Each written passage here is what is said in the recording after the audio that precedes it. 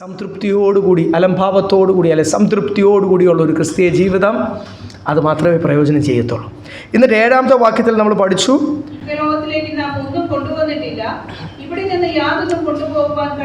ഈ ലോകത്തിലേക്ക് നമ്മൾ ഒന്നും കൊണ്ടുവന്നിട്ടില്ല, ഒന്നും ഇവിടുന്ന് കൊണ്ടുപോകത്തില്ല. ഒരു മുട്ടുസൂചി എന്നൊക്കെ നമ്മുടെ നാടൻ ഭാഷ പറയും. സഹോദരിമാരോട് പറയുക, ഒരു ഹെയർ പിൻ പോലും, ഫാൻസി ഹെയർ പിൻ പോലും എന്ത് ചെയ്യത്തില്ല ഇവിടുന്ന്. സഹോദരന്മാർക്ക് ഇനി എന്തുവാ അറ്റാച്ച്മെൻ്റ് ഉള്ളത്? മൊബൈലോ വണ്ടിയോ ഒന്നും, നത്തിങ്. Praise the Lord. 1 രൂപ ഒന്നും ഇവിടുന്ന് കൊണ്ടുപോകാൻ കഴിയത്തില്ല. അത് നമ്മൾ ശരിക്കും അറിയണം എന്ന് പരിശുദ്ധാത്മാവ് സഭയെ ഓർപ്പിക്കുക. കാര്യം അവിടെ പണ്ട് ദൈവസന്നിധിയിൽ വന്നപ്പോൾ ഉള്ള അവസ്ഥയല്ല, കൂടുതൽ ആയപ്പോഴല്ല, കൂടുതൽ നാളുകൾ കർത്താവിന് വേണ്ടി നിന്നപ്പോൾ പ്രാസംഗികരുടെ ഭാഷയിൽ പറഞ്ഞാൽ അവരുടെ സ്ഥിതിയൊക്കെ മാറിയപ്പോൾ അഹങ്കാരവും തുടങ്ങി, മത്സരം തുടങ്ങി. സഭയിൽ തിമോത്തിയോസിനോട് പറയുക, നീ അവരെ പഠിപ്പിക്കണം, നീ ഒന്നും ആരും ഇവിടെ നിന്ന് കൊണ്ടുപോകത്തില്ല. പിന്നെ നമ്മൾ എന്തിനാ ലോകത്തിലെ എന്തെങ്കിലും കാര്യം പറഞ്ഞിട്ട് നമ്മൾ പുകഴുന്നത് എന്ന് പറഞ്ഞിട്ട് 8-ാമത്തെ വാക്യം, ഉണ്മാനും ഉടുപ്പാനും ഉണ്ടെങ്കിൽ മതി എന്ന് വിചാരിക്കുക. ചില വിഷമമുള്ള കാര്യമല്ലേ? ആരും അങ്ങനെ വിചാരിക്കുമോ? ഈ പ്രസംഗിക്കുന്നത് ഞാനങ്ങനെ വിചാരിക്കുമോ? മനുഷ്യൻ എന്നുള്ള രീതിയിൽ ഞാനങ്ങനെ വിചാരിക്കുമോ? ദൈവസന്നിധിയിൽ വചനത്തിൽ മുമ്പിൽ ദൈവഭയത്തോടുകൂടി ഇത് ശോധന ചെയ്യുമ്പോൾ ആഗ്രഹമുണ്ട്. ഞാനാണെങ്കിലും നിങ്ങളാണെങ്കിലും അങ്ങനെ വിചാരിക്കണമെങ്കിൽ നല്ല നിറവിൽ നിൽക്കുന്ന സമയത്തെ വചനത്തിൻ്റെ പ്രമാണം കർത്താവ് പറയുന്നു, ഉണ്മാനും ഉടുപ്പാനും ഉണ്ടെങ്കിൽ. അപ്പോൾ അതിൻ്റെ അർത്ഥം എന്തുവാ? അത്യാഗ്രഹം വേണ്ടാന്നല്ലേ? അതിൻ്റെ അർത്ഥം എന്തുവാ? ഉണ്ണാനും ഉടുപ്പാനും ഉണ്ടെങ്കിൽ മതിയെന്ന് വെക്കുമെന്ന് വെച്ചാൽ ഫുഡും ഡ്രസ്സും മാത്രം പോരല്ലോ, ബാക്കിയുള്ള പല കാര്യങ്ങൾ നമ്മുടെ അതുമായിട്ട് ബന്ധപ്പെട്ട് ജീവിക്കാൻ നമുക്കിപ്പോൾ വീടിൻ്റെ വാടകയായിരിക്കും, ഫീസായിരിക്കും, ടാക്സ് അടയ്ക്കണം, ഒത്തിരി കാര്യങ്ങളുണ്ടല്ലോ. അപ്പോൾ നമ്മുടെ ബേസിക് നെസസിറ്റീസ് ഉണ്ട്. പക്ഷെങ്കിൽ അത് മതിയെന്ന് വെക്കാൻ പറഞ്ഞതോ ദൈവം നമ്മളെ നടത്തുന്നത് അത് മതി. അതാരങ്ങനെ വെക്കുന്നോ അവിടെയാണ് നമ്മൾ മനസ്സിലാകുന്നത് എനിക്ക് ആത്മീയ വളർച്ച വന്നു, അല്ലെങ്കിൽ ഞാൻ എൻ്റെ ജഡത്തെ ക്രൂശിച്ചുകൊണ്ടിരിക്കുക. ചിലപ്പോൾ ഇന്ന് ഞാൻ ആത്മീയ സ്ഥിതിയിലായിരിക്കുമ്പോൾ, ആരാധനയിലിരിക്കുമ്പോൾ എനിക്ക് അങ്ങനെ ആഗ്രഹം വരും. പക്ഷേ ഇവിടുന്ന് ഞാൻ ഇറങ്ങി പോകുമ്പോൾ തൊട്ട് ഒത്തിരി കാര്യം എനിക്ക് വേണമല്ലോ, അതിനുള്ളൊരു ആഗ്രഹം എനിക്ക് വരും. അത്യാഗ്രഹം വിഗ്രഹാരാധനയ്ക്ക്, അങ്ങനെയല്ല ബൈബിൾ പറഞ്ഞത്, വിഗ്രഹാരാധനയ്ക്ക്. ഞാൻ ഇന്ന് രാവിലെ കൊരിന്ത്യ ലേഖനത്തിൽ നിന്ന് ആ ഭാഗങ്ങളൊക്കെ ഞാൻ പഠിച്ചപ്പോൾ, അല്ലെങ്കിൽ ഒന്നുകൂടെ നമുക്കറിയാവുന്ന ലേഖനങ്ങൾ ഇങ്ങനെ ഇന്ന പാപം പ്രവർത്തിക്കുന്നവർ സ്വർഗരാജ്യം അവകാശമാക്കത്തില്ല, ആ ഭാഗം വായിച്ചപ്പോൾ അവിടെ വ്യഭിചാരത്തിൻ്റെ കൂടെ, കൊലപാതകത്തിൻ്റെ കൂടെ, ഭയങ്കര പാപത്തിൻ്റെ കൂടെയൊക്കെ എഴുതി വിരിച്ചിരിക്കുക ആ ലിസ്റ്റിൻ്റെ അകത്ത് അത്യാഗ്രഹം. എന്നിട്ട് ലാസ്റ്റിൽ പറയുക, ഈ വക പ്രവർത്തിക്കുന്നവരാരും സ്വർഗരാജ്യം. അത്രയ്ക്ക് വലിയ കൊലപാതകത്തിനും വ്യഭിചാരത്തിനും വലിയ ജസ്റ്റ് ആ ലിസ്റ്റ് ഒന്ന് വായിക്കാം. ഞാനെന്തോ പറയുന്നു, അങ്ങനെ ബൈബിളിലുണ്ടോ പാസ്റ്റർ എന്നൊക്കെ ഉള്ള രീതിയിൽ ആൾക്കാർ എന്നെ നോക്കുന്നു. ഒന്നുകൂടെ വായിക്കാം, മറന്നു പോകുന്നതായിരിക്കും. ഒന്നുകൂടെ വായിക്കാം. 1 കൊരിന്ത്യർ 6-ാം അധ്യായം അതിൻ്റെ 9-10 വായിച്ചു. അന്യായം ചെയ്യുന്നവൻ ദൈവരാജ്യം അവകാശമാക്കുകയില്ല എന്ന് അറിയുന്നില്ലയോ? നിങ്ങളെ തന്നെ വഞ്ചിക്കാതിരിപ്പിൻ. നിങ്ങളെ തന്നെ വഞ്ചിക്കാതിരിപ്പീൻ എന്ന് പറയാൻ കാരണം എന്നാ? ആരെങ്കിലുമൊക്കെ പറയും ഒരു കുഴപ്പവുമില്ല, മോഹിച്ചോ ആഗ്രഹിച്ചോ. ഞാൻ പറഞ്ഞില്ലേ, ഇവിടെ ടൗണിലെ പ്രസംഗ വിഷയം കുറേ 2-3 വർഷമായിട്ട് ഓരോ വർഷത്തിൻ്റെ ആരംഭത്തിൽ പറയും, ഈ വർഷം ഭയങ്കര കൊയ്ത്തിൻ്റെ വർഷം എന്ന് പറഞ്ഞാൽ വിശ്വാസികളല്ല, നീ അങ്ങ് ശരിക്കും കാശ് മൾട്ടിപ്ലൈ ചെയ്യുന്നു. എന്നിട്ട് പറയുന്ന ലക്ഷറിയിൽ നിന്ന്, ഇപ്പോഴത്തെ പ്രസംഗ തീമാണ് ലക്ഷറിയിൽ നിന്ന് സൂപ്പർ ലക്ഷറിയിലേക്ക്. അതൊക്കെ അങ്ങോട്ട് പറയുമ്പോൾ ആൾക്കാരൊക്കെ ഈ സൂപ്പർ ലക്ഷറിയൊക്കെ അങ്ങ് സ്വപ്നം കാണുക. സ്തോത്രം. യേശുവിനുണ്ടായിരുന്നു, പൗലോസിനുണ്ടായിരുന്നു, അപ്പോസ്തലന്മാർക്ക് ആർക്കെങ്കിലും ഉണ്ടായിരുന്നു. അപ്പം അവർക്ക് എന്നെ മോഹിച്ചുകൂടായിരുന്നു. പൗലോസ് എല്ലാം വിട്ടിട്ടല്ലേ വന്നത്? സൂപ്പർ ലക്ഷറിയിൽ നിന്ന് താൻ എങ്ങോട്ടാണ് വന്നത്? കർത്താവിൻ്റെ ക്രൂശ് ചുമക്കുവാൻ. നിങ്ങൾ മനസ്സിലാക്കണം, അതുപോലെ റോമൻ ഒരു ഓഫീസ് ഉണ്ടായിരുന്ന മനുഷ്യൻ, അതുപോലെ കപ്പലുടമ എന്നൊക്കെയാ അല്ലെങ്കിൽ ബൈബിൾ ചരിത്രകാരന്മാർ പറയുന്നത്. അതുപോലെ വ്യാപാരം, അതുപോലെ ഡ്യുവൽ സിറ്റിസൺഷിപ്പ് ഉള്ളത് ഒരു VIP. ആ ഒരു രാജാവ് തന്നിൽ നിന്ന് കാശ് ലഭിക്കുമെന്ന് വിചാരിച്ച് ഒരു രാജാവിന് അങ്ങോട്ട് കടം കൊടുക്കുവാനോ ഒരു രാജാവിന് അങ്ങോട്ട് സഹായിക്കുവാനോ, ഇന്നത്തെ ഭാഷയിൽ പറഞ്ഞാൽ ഒരു രാജാവിനെ സഹായിക്കണമെങ്കിൽ 10,000 കോടി മില്യനേഴ്സൊക്കെ ഉണ്ടല്ലോ. 10,000 കോടിയിൽ നിന്നും 8,000 കോടിയിൽ നിന്നും 4,000 കോടിയിൽ നിന്നും 5,000 കോടിയിൽ നിന്ന് അതൊന്നും അല്ലല്ലോ. രാജാവിനെ സഹായിക്കാൻ അതൊന്നും പോരായല്ലോ. അപ്പം ബില്യനും ട്രില്യനും ഒക്കെ വേണ്ടേ ഒരു രാജാവ് തന്നിൽ നിന്ന് ബൈബിളിനകത്തെ കാര്യം. അപ്പം താൻ ആരായിരുന്നു? പൗലോസിനെ അറിയാവുന്ന രാജാവ്. അപ്പം താൻ ആരായിരുന്നു നിങ്ങൾ വിചാരിച്ചു? ആ സൂപ്പർ ലക്ഷറിയിൽ നിന്ന് ക്രിസ്തുവിന് വേണ്ടി കൊട്ട നെയ്യുന്ന ജോലി ചെയ്തു, കൂടാരം ഉണ്ടാക്കുന്ന ജോലി ചെയ്തു. നമുക്കറിയാമല്ലോ ഈ സീസണൽ ജോലിയാണ് പണ്ടും ഇപ്പോഴും വടക്കേന്ത്യയിലൊക്കെ ചെന്ന്, ഇവിടെ ഉള്ളു സ്ഥിരം ജോലിയൊക്കെ. വടക്കേന്ത്യയിൽ ചെന്ന് കഴിഞ്ഞാൽ പലായനം കാണാം.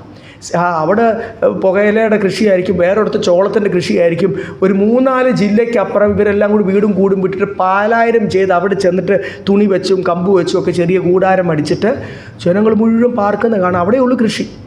ഇവിടെ അപ്പം വരൾച്ചയായിരിക്കും, അവിടെ അപ്പം കനാൽ തുറന്നു കൊടുത്തു. അവിടെ സീസണൽ കൃഷിയുണ്ട് ഓരോ ജില്ലയ്ക്ക്. ആന്ധ്രയിൽ തൊട്ട് ഞങ്ങൾ കണ്ട കാര്യമാണ് ഈ പറഞ്ഞത്. ഒറീസയിലൊക്കെ അങ്ങനെ ഓരോരുത്തടുത്ത്. അപ്പം അങ്ങനെ എന്തോ അവിടുത്തെ സീസണൽ ജോലി എന്ന് വെച്ചാൽ എന്തു ജോലിയും ചെയ്യുവാൻ. എന്തിനാണ്? പ്രാഗൽഭ്യത്തോടെ താൻ പറഞ്ഞു, ഞാൻ നിങ്ങളുടെ മധ്യത്തിൽ പ്രവർത്തിക്കാൻ വന്നപ്പോൾ നിങ്ങളെ ആരെയും ബുദ്ധിമുട്ടിക്കാതിരിക്കാൻ. ഒരാൾ ഈ ലെവലിൽ നിന്ന് ക്രിസ്തുവിന് വേണ്ടി സുവിശേഷ വേല നിമിത്തം ആരെയും ബുദ്ധിമുട്ടിക്കാതെ, കാര്യം അവിടെ ചെല്ലുമ്പോൾ തന്നെ സപ്പോർട്ട് ചെയ്യുവാൻ സഭയില്ല. താൻ ചെന്നതെല്ലാം പുതിയ ഏരിയകളിലാണ്. താൻ കഴിഞ്ഞു പോയ അപ്പോസ്തലന്മാർക്ക് തിമോത്തിയോസിനെ പോലുള്ളവർക്കൊക്കെ വളരെ ആശ്വാസമായിരുന്നു. അവിടെ ചെല്ലുമ്പോൾ സഭ കുറഞ്ഞ വർഷം താമസിക്കാനൊരു സ്ഥലവും ഫുഡുമെങ്കിൽ കൊടുക്കും. അല്ലെങ്കിൽ പറഞ്ഞത് അതുപോലെ ഇന്നത്തെ പ്രസംഗം അതിൻ്റെ നേരെ വിപരീതമല്ലേ? അതുകൊണ്ടാണ് ബൈബിൾ ഇവിടെ പറയുന്നത് ഉണ്മാനും ഉടുപ്പാനും ഉണ്ടെങ്കിൽ മതി. നമ്മളിവിടെ കൊരിന്ത്യർ ലേഖനത്തിൽ വായിച്ചത് ആ ലിസ്റ്റ് ഒന്ന് വായിച്ചേ. ദുർനടപ്പുകാർ, വിഗ്രഹാരാധികൾ, വ്യഭിചാരികൾ, സ്വയംഭോഗികൾ, പുരുഷകാമികൾ, കള്ളന്മാർ, അത്യാഗ്രഹികൾ. ഓരോ പാപം കേൾക്കുമ്പോൾ ഇങ്ങനെ നമ്മുടെ മുഖം ചുളുങ്ങും. അത്രയ്ക്ക് ഹൊറിബിൾ വൃത്തികെട്ട പാപം. കള്ളന്മാര്, മദ്യപന്മാര്, അയ്യോ ആ ലിസ്റ്റിൽ കിടക്കുവാണ്. എന്തുവാണ്? അത്യാഗ്രഹികൾ, വാവിഷ്ഠാനക്കാർ. യെസ്, വാവിഷ്ഠാനക്കാർ, റിവൈലേഴ്സ് എഴുതിയിരിക്കുന്നത്. മറ്റുള്ളവരുടെ കുറ്റം അവിടെ നിന്ന് ഇങ്ങോട്ട്, ഇവിടെ നിന്ന് അങ്ങോട്ട് പാസ് ചെയ്യുന്നവർ. അവിടെ എല്ലാം അനീതി പ്രവർത്തിക്കുന്നവർ. പിടിച്ചുപറിക്കാരെന്ന് പറയുന്നത് അനീതിയായിട്ട് പണം ഉണ്ടാക്കുവാൻ ശ്രമിക്കുന്നവരും ഇവരാരും. അതിനകത്ത് ഈ അത്യാഗ്രഹമാണ് നമ്മളെപ്പോഴും ചെയ്യാൻ പറ്റില്ല. ഇപ്പോഴത്തെ കൺവെൻഷൻ പ്രസംഗങ്ങളും യൂട്യൂബിലും ഇനി ബൈബിൾ ക്ലാസ് പോലും ചിലർ ആൾക്കാർക്ക് ഇതാ ഇഷ്ടം എന്ന് വെച്ച് ഭയങ്കര ശിഷ്യത്വമൊക്കെ പ്രസംഗിക്കും. പക്ഷെങ്കിൽ ഉള്ളിൽ എന്തോ ആയിരിക്കും? അത്യാഗ്രഹം. അതറിയാതെ കുറച്ച് കഴിഞ്ഞിട്ട് അവരുടെ കാഴ്ചപ്പാടായിരിക്കും അവരുടെ പ്രസംഗത്തിൽ കൂടെ ഒക്കെ വെളിപ്പെടും. അപ്പോൾ ഒറ്റ അത്യാഗ്രഹി സ്വർഗരാജ്യം will not inherit the kingdom of God എന്ന് ബൈബിൾ പറഞ്ഞാൽ അതിൻ്റെ അപ്പുറത്ത് കയറി അതിൻ്റെ മേളിൽ കയറി ഏത് അപ്പോസ്തലനാ പറയാൻ പറ്റുന്ന? അല്ല, നിങ്ങൾ മോഹിച്ചോ പ്രാർത്ഥിച്ചോ നിങ്ങൾക്ക് ലഭിക്കും എന്ന് നിങ്ങളുടെ സ്ഥിതി മാറുന്നൊന്നും ആരും ഈ ആത്മാവിനാൽ അല്ലെങ്കിൽ പിന്നെ ഇതിൻ്റെ ഒരു എതിരാത്മാവിനാൽ, ഇല്ലേ, എതിർ ക്രിസ്തുവിൻ്റെ ആത്മാവിനാൽ. ബൈബിള് പറയുന്നു അത്യാഗ്രഹി സ്വർഗരാജ്യം. വേറെ ഭാഗത്ത് നമുക്കറിയാമല്ലോ, വിഗ്രഹാരാധനയായ വിഗ്രഹാരാധി സ്വർഗരാജ്യം. ബൈബിളിൻ്റെ അകത്ത് എവിടെയൊക്കെ കവച്ചസ് അല്ലെങ്കിൽ ഗ്രീഡി എന്നൊക്കെയാണ് ഇംഗ്ലീഷ് ട്രാൻസ്ലേഷൻ എഴുതിയിരിക്കുന്നത്. കവച്ചസ് അല്ലെങ്കിൽ ഗ്രീഡി, അത്യാഗ്രഹി. ഇപ്പോൾ എന്നെ നടത്തുന്നതിൽ തൃപ്തിയില്ലാത്ത അവസ്ഥ. ഞാൻ ഈ കഴിഞ്ഞ നാളുകൾ പല പട്ടണമല്ലേ, ഓരോ സെറ്റ് കുടുംബങ്ങൾ പോകും, അടുത്ത സെറ്റ് കുടുംബങ്ങൾ വരണം. അപ്പം ഒത്തിരി പേര് കഴിഞ്ഞ 2-3 ആഴ്ചയായിട്ട് ഒത്തിരി പേര് പ്രാർത്ഥനയ്ക്കായിട്ടും കൗൺസിലിങ്ങിനായിട്ടൊക്കെ വിളിച്ചു. ഞാൻ കഴിഞ്ഞ ആഴ്ച ഒന്ന് ഓർപ്പിച്ചതാണ്. ചിലരോടൊക്കെ സംസാരിച്ചപ്പോഴൊക്കെ മനസ്സിലിരിക്കുന്നത് മുഴുവനും അത്യാഗ്രഹമാണ്. ഒരു സഹോദരിയോട് ഞാൻ ചോദിച്ചു, നിങ്ങൾ രക്ഷിക്കപ്പെട്ട ആടോ? ഒത്തിരി നേരം കഴിഞ്ഞിട്ടോ, ആദ്യമേ അങ്ങനെ ഫോണെടുത്ത് ചോദിച്ചില്ല. ഒരു 40 മിനിറ്റ് സംസാരിച്ച് കഴിഞ്ഞ്, സഹോദരി നിങ്ങൾ രക്ഷിക്കപ്പെട്ടതാണോ ചോദിക്കേണ്ട വന്നു. ഇത്രയും നേരം 3 പ്രാവശ്യം വിളിച്ചു. 3ാമത്തെ കോളിലാണ് ഞാൻ അങ്ങനെ ചോദിച്ചു പോയത്. സ്നേഹത്തോടുകൂടിയാണ് ചോദിച്ചത് കേട്ടോ, ആരെയും സർപ്പസന്തതികളെ എന്നുള്ള ഭാഷയിലൊന്നും അല്ല ചോദിച്ചത്. സ്നേഹത്തോട് എന്നെ ആ സഹോദരിയെ ഹൃദയം തുറന്ന് പറഞ്ഞപ്പോൾ ഞാൻ ചോദിച്ചു, നിങ്ങൾ ഇതിനു വേണ്ടിയാണോ വിദേശത്ത് പോകണം, കാശുണ്ടാക്കണം, കുടുംബത്തിലെല്ലാവർക്കും കാശുണ്ട്, എനിക്കതുപോലെ കാശുണ്ടാക്കാൻ പറ്റിയില്ല, അതിന് കുടുംബത്തെ മാറ്റി, ഭർത്താവിനെ മാറ്റി, എല്ലാവരെയും മാറ്റി, ഭയങ്കര പ്രശ്നമാണ് പാസ്റ്റർ. ഇപ്പോൾ ഇവിടെ ഉണ്ട്, ഈ പട്ടണത്തിലുണ്ട്. കാശുണ്ടാക്കാൻ വേണ്ടി ഇരിക്കുക. പലരോട് സംസാരിച്ചപ്പോൾ ഞാൻ അങ്ങനെയുള്ളവരൊക്കെ ഇവിടെ വന്നാലും വലിയ പ്രശ്നമാണ്. കാര്യം 2-3 ആഴ്ച ഇരുന്ന് എത്തിയൊക്കെ നോക്കിയിട്ട് അവർ വന്നതിനേക്കാൾ സ്പീഡിൽ പോകേണ്ടി വരും. അതുകൊണ്ട് ഞാൻ അധികം ഒന്നും ക്ഷണിച്ചില്ല. ഞാൻ പറഞ്ഞു ഒത്തിരി കോണ്ടാക്ട്സ് കർത്താവ് ഈ കഴിഞ്ഞ 3 ആഴ്ചക്കകത്ത് കണ്ടു. പക്ഷേ എനിക്ക് ഒരു മനസ്സ് വേണ്ടേ? എന്നാൽ ഒന്ന് വന്ന് നോക്കുക സഹോദരി അല്ലെ സഹോദര അല്ലെ കുടുംബത്തോടൊന്ന് പറയണ്ടേ. കാര്യം ഉള്ളിൽ മുഴുവനും അത്രയും അത്യാഗ്രഹമാണെങ്കിൽ, അല്പ അത്യാഗ്രഹമൊക്കെ നമുക്ക് മനസ്സിലാക്കാം. ഈ ജഡത്തിൽ ഉള്ളതാണ്, ജഡത്തിൻ്റെ മണ്ണിൻ്റെ സ്വഭാവമാണ്, നമുക്കത് മനസ്സിലാക്കാം.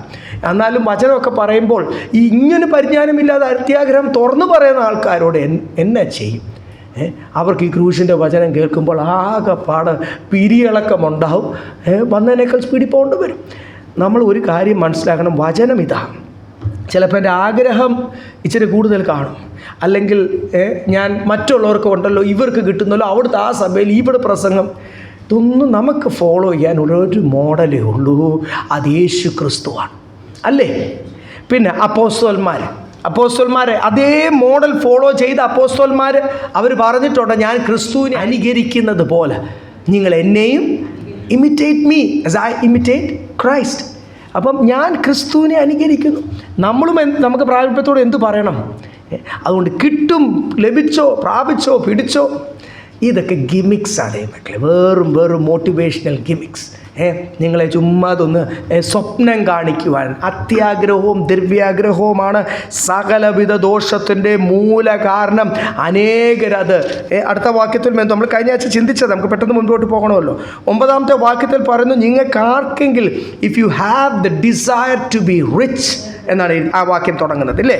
ധനികനാകുവാൻ ആഗ്രഹിക്കുന്നവർ പരീക്ഷയിലും കെണിയിലും കുടുങ്ങുകയും മനുഷ്യ സംഹാരനാശങ്ങളിൽ മുങ്ങിപ്പോകുവാൻ ഇടവരുന്ന മൗഢ്യവും ദോഷകരവുമായ പല മോഹങ്ങൾക്ക് സംഹാരനാശം, ഡിസ്ട്രക്ഷൻ ആൻഡ് പെർഡിഷൻ. എന്നിട്ട് അവർ ഏത് കെണിയിലാണ് വീഴുന്നത്? മൗഢ്യവും ഹാംഫുൾ ഫൂളിഷ് ലസ്റ്റ്. ഇതിനേക്കാൾ കൂടുതൽ ഇതൊന്നും ഞാൻ കഴിഞ്ഞ ആഴ്ച നമ്മൾ പഠിച്ച ഭാഗമായതുകൊണ്ട് എന്നിട്ട് ഇതിലും ഡീറ്റെയിൽ ആയിട്ട് ഞാൻ പോകുന്നില്ല. എത്ര ദോഷവും മൗഢ്യവും ഫൂളിഷ്.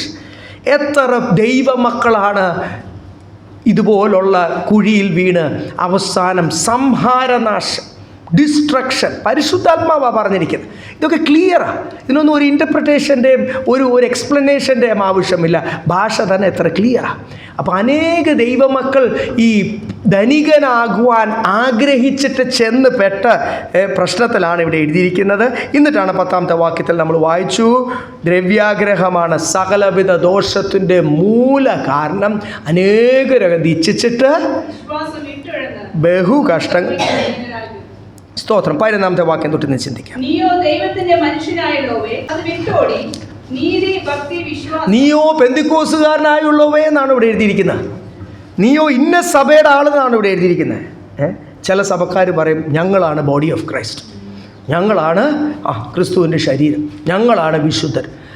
ഇവിടെ ഒരു കാര്യവും അങ്ങനെ ബൈബിളിൽ എഴുതിയിട്ടില്ല. അങ്ങനെ ഒരാൾ പറഞ്ഞാൽ തന്നെ അതിൻ്റെ എന്തുവാണ് യേശു പറയുന്നത്? അങ്ങനെ പറഞ്ഞുകൊണ്ടിരുന്ന പരീശന്മാരെ പറ്റി യേശു എന്തുവാ പറഞ്ഞത്? കപടഭക്തിക്കാരൻ, പരീശൻ. സ്തോത്രം. അതുകൊണ്ട് ഹല്ലേലൂയ, ഇവിടെ തിമോത്തിയോസോട് അവരോട് വ്യക്തമായിട്ട് മനസ്സിലാക്കുക, നീ ആരാണ്? A man of God. നീ ദൈവത്തിൻ്റെ മനുഷ്യൻ, അല്ലെ ദൈവത്തിന് വേണ്ടി നിൽക്കേണ്ട സ്ത്രീ. ഇത്രയും മാത്രമേ കർത്താവിന് പറയാൻ ഒറ്റ ടേമിൽ ബൈബിളിൽ നിന്ന്. നീ ഹല്ലേലൂയ പരിച്ഛേദന, അല്ലെ ഹൃദയത്തിൽ പരിച്ഛേദന ഏറ്റവൻ, നീ ഇങ്ങനെ നടക്കണം. നീ അഭിഷേകം പ്രാപിച്ചവൻ, ആത്മാവിനാൽ നടത്തപ്പെടുന്നവൻ, നീ ഇങ്ങനെ നടക്കണം എന്ന് പറയുന്ന പോലെ തന്നെ നീ ശരിക്കും രക്ഷിക്കപ്പെട്ടതാണെങ്കിൽ എന്ന് ഒക്കെയാണ് ബൈബിൾ ചോദിക്കുന്ന. നമ്മൾ ലേഖനത്തിൽ നമ്മൾ പഠിച്ചു വന്ന ഭാഗങ്ങളല്ലേ ഇവിടെ എഴുതിയിരിക്കുന്നു, ദൈവത്തിൻ്റെ മനുഷ്യനായുള്ളവയെ നീ ഇത് വിട്ട് എന്ത് ചെയ്യണം? ദ്രവ്യാഗ്രഹവും അത്യാഗ്രഹം വിട്ട് ഇച്ചിരി ഇങ്ങോട്ട് മാറിയേക്ക്. അങ്ങനെയാണോ എഴുതിയിരിക്കുന്നത്? അല്ലല്ലോ. അത് വിട്ട് ആ ഏരിയയിൽ നിന്ന്, ഞാൻ കഴിഞ്ഞ ആഴ്ച ഓർപ്പിച്ച പോലെ, പാസ്റ്റർ കേൾക്കാതെ ഇങ്ങനെയുള്ള എന്തെങ്കിലും കിട്ടും ലഭിക്കും ഉള്ള പ്രേയർ ഗ്രൂപ്പ്സിലോ പ്രസംഗങ്ങളോ ഒക്കെ കേട്ടിട്ട് അവിടും ആമേൻ പറഞ്ഞിട്ട് ഇവിടെ വന്ന് സഭയുടെ മുമ്പിൽ വെച്ച് ഇങ്ങനത്തെ വചനങ്ങൾ അല്ലെങ്കിൽ അപ്പോസ്തോലിക ഉപദേശം കേട്ട് ഇവിടും വന്ന് ആമേൻ പറയാനോ ഉപദേശമെങ്കിൽ തെറിച്ചു പോകും, മാറിപ്പോകും. കൃപയിൽ നിന്നും അധികം നാൾ നമുക്ക് അങ്ങനെ ഇതും കൊണ്ട് നിൽക്കാൻ കഴിയത്തില്ല. ബൈബിൾ പറയുക അത് വിട്ട് ഓടുവാൻ പറഞ്ഞാൽ ഇന്ന് പകൽക്കാലം നമുക്ക് തീരുമാനമെടുക്കാം, ദ്രവ്യാഗ്രഹവും അത്യാഗ്രഹവും വിട്ട് ഞാൻ ഓടും എൻ്റെ ആത്മീയ മനുഷ്യനാണ് പറഞ്ഞത് കേട്ടോ. എൻ്റെ ജഡത്തിന് ഇപ്പോഴും എന്തുണ്ട്? നമ്മുടെയൊക്കെ ജഡത്തിന് ഇപ്പോഴും എന്തുണ്ട്? ആഗ്രഹമുണ്ട്. ഇനി നമ്മൾ അടുത്തത് എന്തുവാ? ഫൈറ്റ്. ഈ ജഡത്തോട് എന്ത് ചെയ്യണം? അതാണ് അടുത്ത വാക്യത്തിൽ എത്തിയേക്കുന്നത്. വിശ്വാസത്തിന്റെ നല്ല പോർ പൊരുതുക, നിത്യജീവനെ പിടിച്ചുകൊള്ളുക. അതിനായി നീ വിളിക്കപ്പെട്ട് അനേക സാക്ഷികളുടെ മുമ്പാകെ നല്ല സ്വീകാര്യം കഴിച്ചുവല്ലോ. നല്ല സ്വീകാര്യം കഴിച്ചുവല്ലോ എന്നവിടെ എഴുതിയിരിക്കുമ്പോൾ you have confessed in front of many witness എന്നാണ് ഇംഗ്ലീഷ് ബൈബിൾ എഴുതിയേക്കുന്നത്. നീ ദൈവസന്നിധിയിൽ ഏറ്റു പറഞ്ഞതാ. നല്ല സ്വീകാര്യം എന്നല്ല, നീ ദൈവസന്നിധിയിൽ ഏറ്റു പറഞ്ഞ. കൺഫെഷൻ പറഞ്ഞതിൻ്റെ അർത്ഥം എന്തോ? വാ കൊണ്ട് ഏറ്റു പറയുക. നമ്മൾ ഏറ്റു പറഞ്ഞതാ. ഇന്ന് തൊട്ട് ഞാനല്ല എൻ്റെ ജീവിതത്തിൽ തീരുമാനമെടുക്കുന്നത്, ക്രിസ്തുവിനെ, യേശു ക്രിസ്തുവിനെ എൻ്റെ കർത്താവായിട്ടും, കർത്താവെന്ന് പറഞ്ഞാൽ ദൈവം എന്നല്ല എൻ്റെ അർത്ഥം, എൻ്റെ മേൽ കർത്തൃത്വം വഹിക്കുന്നവൻ, lord over me, master over me. അപ്പോൾ എൻ്റെ കർത്താവായിട്ടും എൻ്റെ ദൈവവുമായിട്ടും ഞാൻ അംഗീകരിച്ചതാണെന്ന് പറഞ്ഞിട്ടാണോ നമ്മൾ രക്ഷിക്കപ്പെട്ടത്? പാസ്റ്റർ പറഞ്ഞ് ഏറ്റു പറഞ്ഞവർ കാണും, അതല്ല, ഹൃദയത്തിൽ നിന്ന് പറഞ്ഞവർ മാത്രമേ ഉള്ളൂ. അതിന് രക്ഷയായിട്ട് പാസ്റ്റർ ഒരു പ്രാർത്ഥനാവാചകം പറഞ്ഞു കാണും, അത് ഏറ്റു പറഞ്ഞിട്ട് രക്ഷിക്കപ്പെട്ടു എന്ന് പറഞ്ഞിരിക്കാനാണെങ്കിൽ അതൊന്നും അല്ല രക്ഷ. കൺവിക്ഷൻ എന്നാണ് ബൈബിൾ പറഞ്ഞത്. പാപബോധമുണ്ടായിട്ട് കണ്ണുനീരോടുകൂടി ദൈവത്തിൻ്റെ ആത്മാവിൻ്റെ ഇടപെടലിൽ നമ്മൾ ആരൊക്കെ ഏറ്റു പറഞ്ഞിട്ടുണ്ടോ അവരാ രക്ഷിക്കപ്പെട്ടില്ലേ. അപ്പം ഇവിടെ എഴുതിയിരിക്കുന്നത് 2-3 കാര്യങ്ങളാണ് നമ്മളിവിടെ കണ്ടത്. ഒന്ന്, നിന്നെ വിളിച്ച വിളി അനുസരിച്ച്, for what you have been called. നിന്നെ വിളിച്ച വിളി നിത്യത പ്രാപിക്കാനാണ്. നിന്നെ വിളിച്ച വിളി സ്വർഗീയ അനുഗ്രഹങ്ങൾ പ്രാപിക്കാനാണ്. What you have been called. നിന്നെ വിളിച്ച വിളി അനുസരിച്ച് നിൽക്കണം. നിൽക്കാൻ വേണ്ടി ഫൈറ്റ്, യുദ്ധം ചെയ്യണം. അടുത്തത് ഇവിടെ എഴുതിയിരിക്കുന്നത്, നീ ദൈവസന്നിധിയിൽ എടുത്ത ഒരു തീരുമാനമുണ്ട് അനേക സാക്ഷികളുടെ മുമ്പിൽ. ഞാൻ പറഞ്ഞല്ലോ, നമ്മുടെ ട്രാൻസ്ലേഷൻ നല്ല സ്വീകാര്യം എന്നാ. നിങ്ങൾ ഏത് ട്രാൻസ്ലേഷൻ നോക്കിക്കോ, അവിടെ എല്ലാം എഴുതിയിരിക്കുന്ന what you have confessed in front of many witness എഴുതിയിരിക്കുന്നത്. ഒത്തിരി സാക്ഷികളുടെ മുമ്പിൽ നീ ഏറ്റുപറഞ്ഞ് നിൻ്റെ ഒരു തീരുമാനമുണ്ട്. നിൻ്റെ വിളിച്ച വിളിയുണ്ട്. നീ ദൈവസന്നിധിയിൽ ആ വിളിക്കനുസരിച്ച് റെസ്പോണ്ട് ചെയ്ത് നിൻ്റെ ഒരു തീരുമാനമുണ്ട്. ഇത് രണ്ടും ഓർത്തുകൊണ്ട് അതിനു വേണ്ടി നിൽക്കുവാൻ, നിന്നെ വിളിച്ച വിളി അനുസരിച്ച് നിൽക്കുവാൻ എന്ത് ചെയ്യണം എഴുതിയേക്കുന്ന? വിശ്വാസത്തിൻ്റെ വിശ്വാസത്തിൻ്റെ നല്ല പോർ പൊരുതുക. ഇതൊക്കെ നമ്മൾ സ്ഥിരം പഴയ പാട്ടുകളിൽ പാടുന്നു, വിശ്വാസത്തിൻ്റെ പോര് പൊരുതുക, അതൊക്കെ അറിയാം. ഒന്ന് നിർത്തി ഒന്ന് ബ്രേക്ക് ചെയ്ത് ചിന്തിക്കാറുണ്ട്. Fight the good battle of faith. ഇതാര് ചെയ്യണം? എൻ്റെ ജീവിതത്തിൽ ഞാൻ ചെയ്യണം. എൻ്റെ ഭാര്യയുടെ ജീവിതത്തിൽ പുള്ളിക്കാരത്തി ചെയ്യണം. ഇതാ എല്ലാവരും, ഞാൻ എൻ്റെ കുടുംബത്തിൻ്റെ കാര്യം പറയാം. ഇനി നിങ്ങളുടെ ജീവിതത്തിൽ ആര് ചെയ്യണം? പേഴ്സണലാണ്. ഭാര്യ എന്നെ എൻകറേജ് ചെയ്തില്ല, ഭർത്താവ് എന്നെ എൻകറേജ് ചെയ്തില്ല, മക്കൾ എൻകറേജ്മെൻ്റ് ആയില്ല, ഞാൻ ജോലി ചെയ്യുന്ന സ്ഥലം വളരെ ആത്മീയമായിട്ട് ക്ഷീണിപ്പിക്കും. കർത്താവിനോട് പറയാം, കർത്താവെ, ജോലി ചെയ്യുന്ന സ്ഥലം മാത്രമല്ല നമുക്ക് മാറ്റാൻ പറ്റും, ഭാര്യയും ഭർത്താവിനെയും മാറ്റാൻ പറ്റത്തില്ലല്ലോ, മക്കളെയും കളയാൻ പറ്റത്തില്ല. അത് ദൈവം തന്നിരിക്കുന്ന ഒറ്റയ്ക്ക് മനുഷ്യരേഖനായിട്ടിരിക്കുന്ന നല്ലതല്ല. അതുകൊണ്ട് എന്ത് ചെയ്യണം? ഒരു കൂട്ട് വേണം, ഫെലോഷിപ്പിനായിട്ട് ദൈവം തന്നിരിക്കുന്നത്. ഇതിൽ ആരെങ്കിലും ഒരാൾക്ക് സുബോധമുണ്ടെങ്കിൽ, വിശ്വാസം വന്നിട്ടുണ്ടെങ്കിൽ ശരി, അവർ നിമിത്തം അവരുടെ നല്ല പ്രവൃത്തി കണ്ടിട്ട് കുടുംബം എന്ത് ചെയ്യണം? ദൈവസന്നിധിയിൽ ഒറ്റയ്ക്ക് വിശ്വാസത്തിൽ നിന്ന് പോരാടുന്ന ഒത്തിരി പോരാളികൾ എന്ന് ഞാനവരെ വിളിക്കും, ഇല്ലേ? അപ്പോൾ ഒറ്റയ്ക്ക് വിശ്വാസത്തിൽ വന്നവരെ എന്നും ഞാൻ പറഞ്ഞില്ലേ, കുടുംബമായിട്ട് ഇവിടെ വന്നിരുന്ന് ആരാധിക്കുന്നവരെ പോലല്ല ഒറ്റയ്ക്ക് വിശ്വാസി വന്ന്. അത്രയും ഒന്ന് മനസ്സിലാകാൻ എനിക്ക് ബുദ്ധി തരണമേ എന്നൊന്ന് ദൈവത്തോട്. എന്നാലേ നമ്മൾ അതിൻ്റെ ആ സീരിയസ്നെസ് അനുസരിച്ച് പ്രാർത്ഥിക്കത്തുള്ളൂ. കാര്യം ഇപ്പം ഞാൻ ഫോർ എക്സാമ്പിൾ, ഞാൻ ഒറ്റയ്ക്ക് വിശ്വാസി വന്നിട്ടേ ഉള്ളൂ. എനിക്ക് ദൈവം തന്നിരിക്കുന്ന ഒരു കാഴ്ചപ്പാട് ഞാൻ എൻ്റെ ഭാര്യയോട് പറയുമ്പോൾ ഭാര്യയ്ക്ക് അത് ഒട്ടും അക്സെപ്റ്റ് ചെയ്യാൻ പറ്റത്തില്ല. അത് അപ്പോഴേ റിയാക്ഷനായി. ഞാൻ എക്സാമ്പിളാണ് പറയാം. ഇവിടെ ഞങ്ങളുടെ വീട്ടിൽ ഞങ്ങളെല്ലാവരും ശുശ്രൂഷയിലാണ്. എങ്കിൽ ഞാൻ ഒരു എക്സാമ്പിളാണ് പറയുന്നത്. ഞാൻ എൻ്റെ മക്കളോട് പറഞ്ഞാൽ അവർക്കും അത് അക്സെപ്റ്റ് ചെയ്യുവാൻ. അപ്പോൾ ഞാൻ അനുഭവിക്കുന്ന വേദന നിങ്ങളൊന്ന് ഓർത്ത് നോക്ക്. ഞാൻ പ്രാർത്ഥിക്കുന്നതിൽ സന്തോഷമില്ല. അപ്പം എല്ലാ ദിവസവും ഞാൻ രാവിലെ പ്രാർത്ഥിച്ചിട്ട് കർത്താവേ സമാധാനവും സന്തോഷവും തരണമേ എന്ന് പറഞ്ഞ് പ്രാർത്ഥിച്ച് ദിവസം ആരംഭിക്കുമ്പോഴേ തുടങ്ങും ബോംബുകൾ പൊട്ടാൻ. ഇത് കാഴ്ചപ്പാടിൻ്റെ വ്യത്യാസമാണ്, ഇത് ചിന്തകളുടെ വ്യത്യാസമാണ്, ഇത് വിളിയുടെ വ്യത്യാസമാണ്. അങ്ങനെ ഒരു ഭവനത്തിൽ എനിക്ക് പ്രാർത്ഥിക്കാൻ ഒരു സന്തോഷം കാണത്തില്ല, പിന്നെ ഞാൻ എന്ത് ചെയ്യണം? I have to force myself. അപ്പോൾ ഇത് എല്ലാ ദിവസവും ആകുമ്പോൾ നമ്മൾ അറിയാതെ എന്ത് ചെയ്യും? മടുത്തു പോകാൻ ചാൻസ് ഉണ്ട്. അതുകൊണ്ടാണ് അവർ പ്രത്യേകം ഓർത്ത് പ്രാർത്ഥിക്കുവാൻ പറഞ്ഞിരിക്കുന്നത്. ഇന്ന് നമുക്ക് പകൽക്കാലം തീരുമാനമെടുക്കാം. എന്തുവായാലും നമ്മുടെ വ്യക്തിപരമായ ക്രിസ്തീയ ജീവിതത്തിൽ ഇവിടെ 12-ാമത്തെ വാക്യത്തിൽ പറഞ്ഞ ഫൈറ്റ് ദ ഗുഡ്, ഇല്ലേ, വിശ്വാസത്തിൻ്റെ നല്ല പോർ പൊരുതുക. ഹല്ലേലൂയ. അപ്പോൾ ഇവിടെ എഴുതിയിരിക്കുന്നത് വിശ്വാസത്തിന് വേണ്ടി ഞാൻ പൊരുതണം. ഞാൻ പറഞ്ഞല്ലോ, ഒത്തിരി സാക്ഷികളുടെ മുമ്പിൽ ഞാൻ ദൈവസന്നിധിയിൽ ഏറ്റു പറഞ്ഞതാണ്. ഞാൻ അതനുസരിച്ച് നിന്നാൽ മാത്രമേ ദൈവത്തിൻ്റെ ദൂതന്മാരുടെ മുമ്പിൽ, ആയിരക്കണക്കിന് 10,000-കണക്കിന് ദൂതന്മാരുടെ മുമ്പിലും, ഈ ഹല്ലേലൂയ ന്യായവിധിക്കാൻ പോകുന്ന ജാതികളുടെ മുമ്പിലും ന്യായവിധി ദിവസത്തിൽ പ്രവർത്തികളുടെ പുസ്തകം, ജീവൻ്റെ പുസ്തകം തുറന്ന് സാംസൺ എന്നുള്ള പേര് അവിടെ വിളിച്ച് പറഞ്ഞില്ലെങ്കിൽ 10ാം ക്ലാസ്സും 12ാം ക്ലാസ്സും ഒക്കെ ചിലപ്പോൾ നമുക്കറിയാം നമ്മളെല്ലാം പാസ്സാവും എന്ന് അറിഞ്ഞുകൊണ്ട് നമ്മൾ പോയി ഡിഗ്രിയും പഠിക്കുന്നവരൊക്കെ ചിലപ്പം അതുപോലല്ല. IAS പോലുള്ള കോമ്പറ്റേറ്റീവ് എക്സാംസിനും അല്ലെങ്കിൽ ഒരു IIT-ലോട്ടുള്ള എൻട്രൻസ് എക്സാമിനൊക്കെ പോയി അവിടെ എല്ലാവരും നിൽക്കുമ്പോൾ ചങ്കെടുപ്പോടുകൂടി നിൽക്കുന്ന എൻ്റെ പേരവിടെ ലക്ഷക്കണക്കിന്, ഇപ്പം നീറ്റ് പരീക്ഷയൊക്കെ അറിയത്തില്ല, ലക്ഷക്കണക്കിന് ആൾക്കാർ എഴുതുമ്പോൾ 1200 പേരെ സെലക്ട് ചെയ്യത്തുള്ളൂ. ഒരു ക്ലാസ്സിൽ 30 പേരെ കാണത്തുള്ളൂ ഒരു സബ്ജക്റ്റിന്. അപ്പോൾ ഇത്രയും കോമ്പറ്റേറ്റീവ് സെലക്ഷൻ കുറവുള്ള, അതുപോലെ ബൈബിള് പറയുന്ന ഒരു ചെറിയ ശേഷിപ്പ് മാത്രമേ നിത്യത പ്രാപിക്കത്തുള്ളൂ.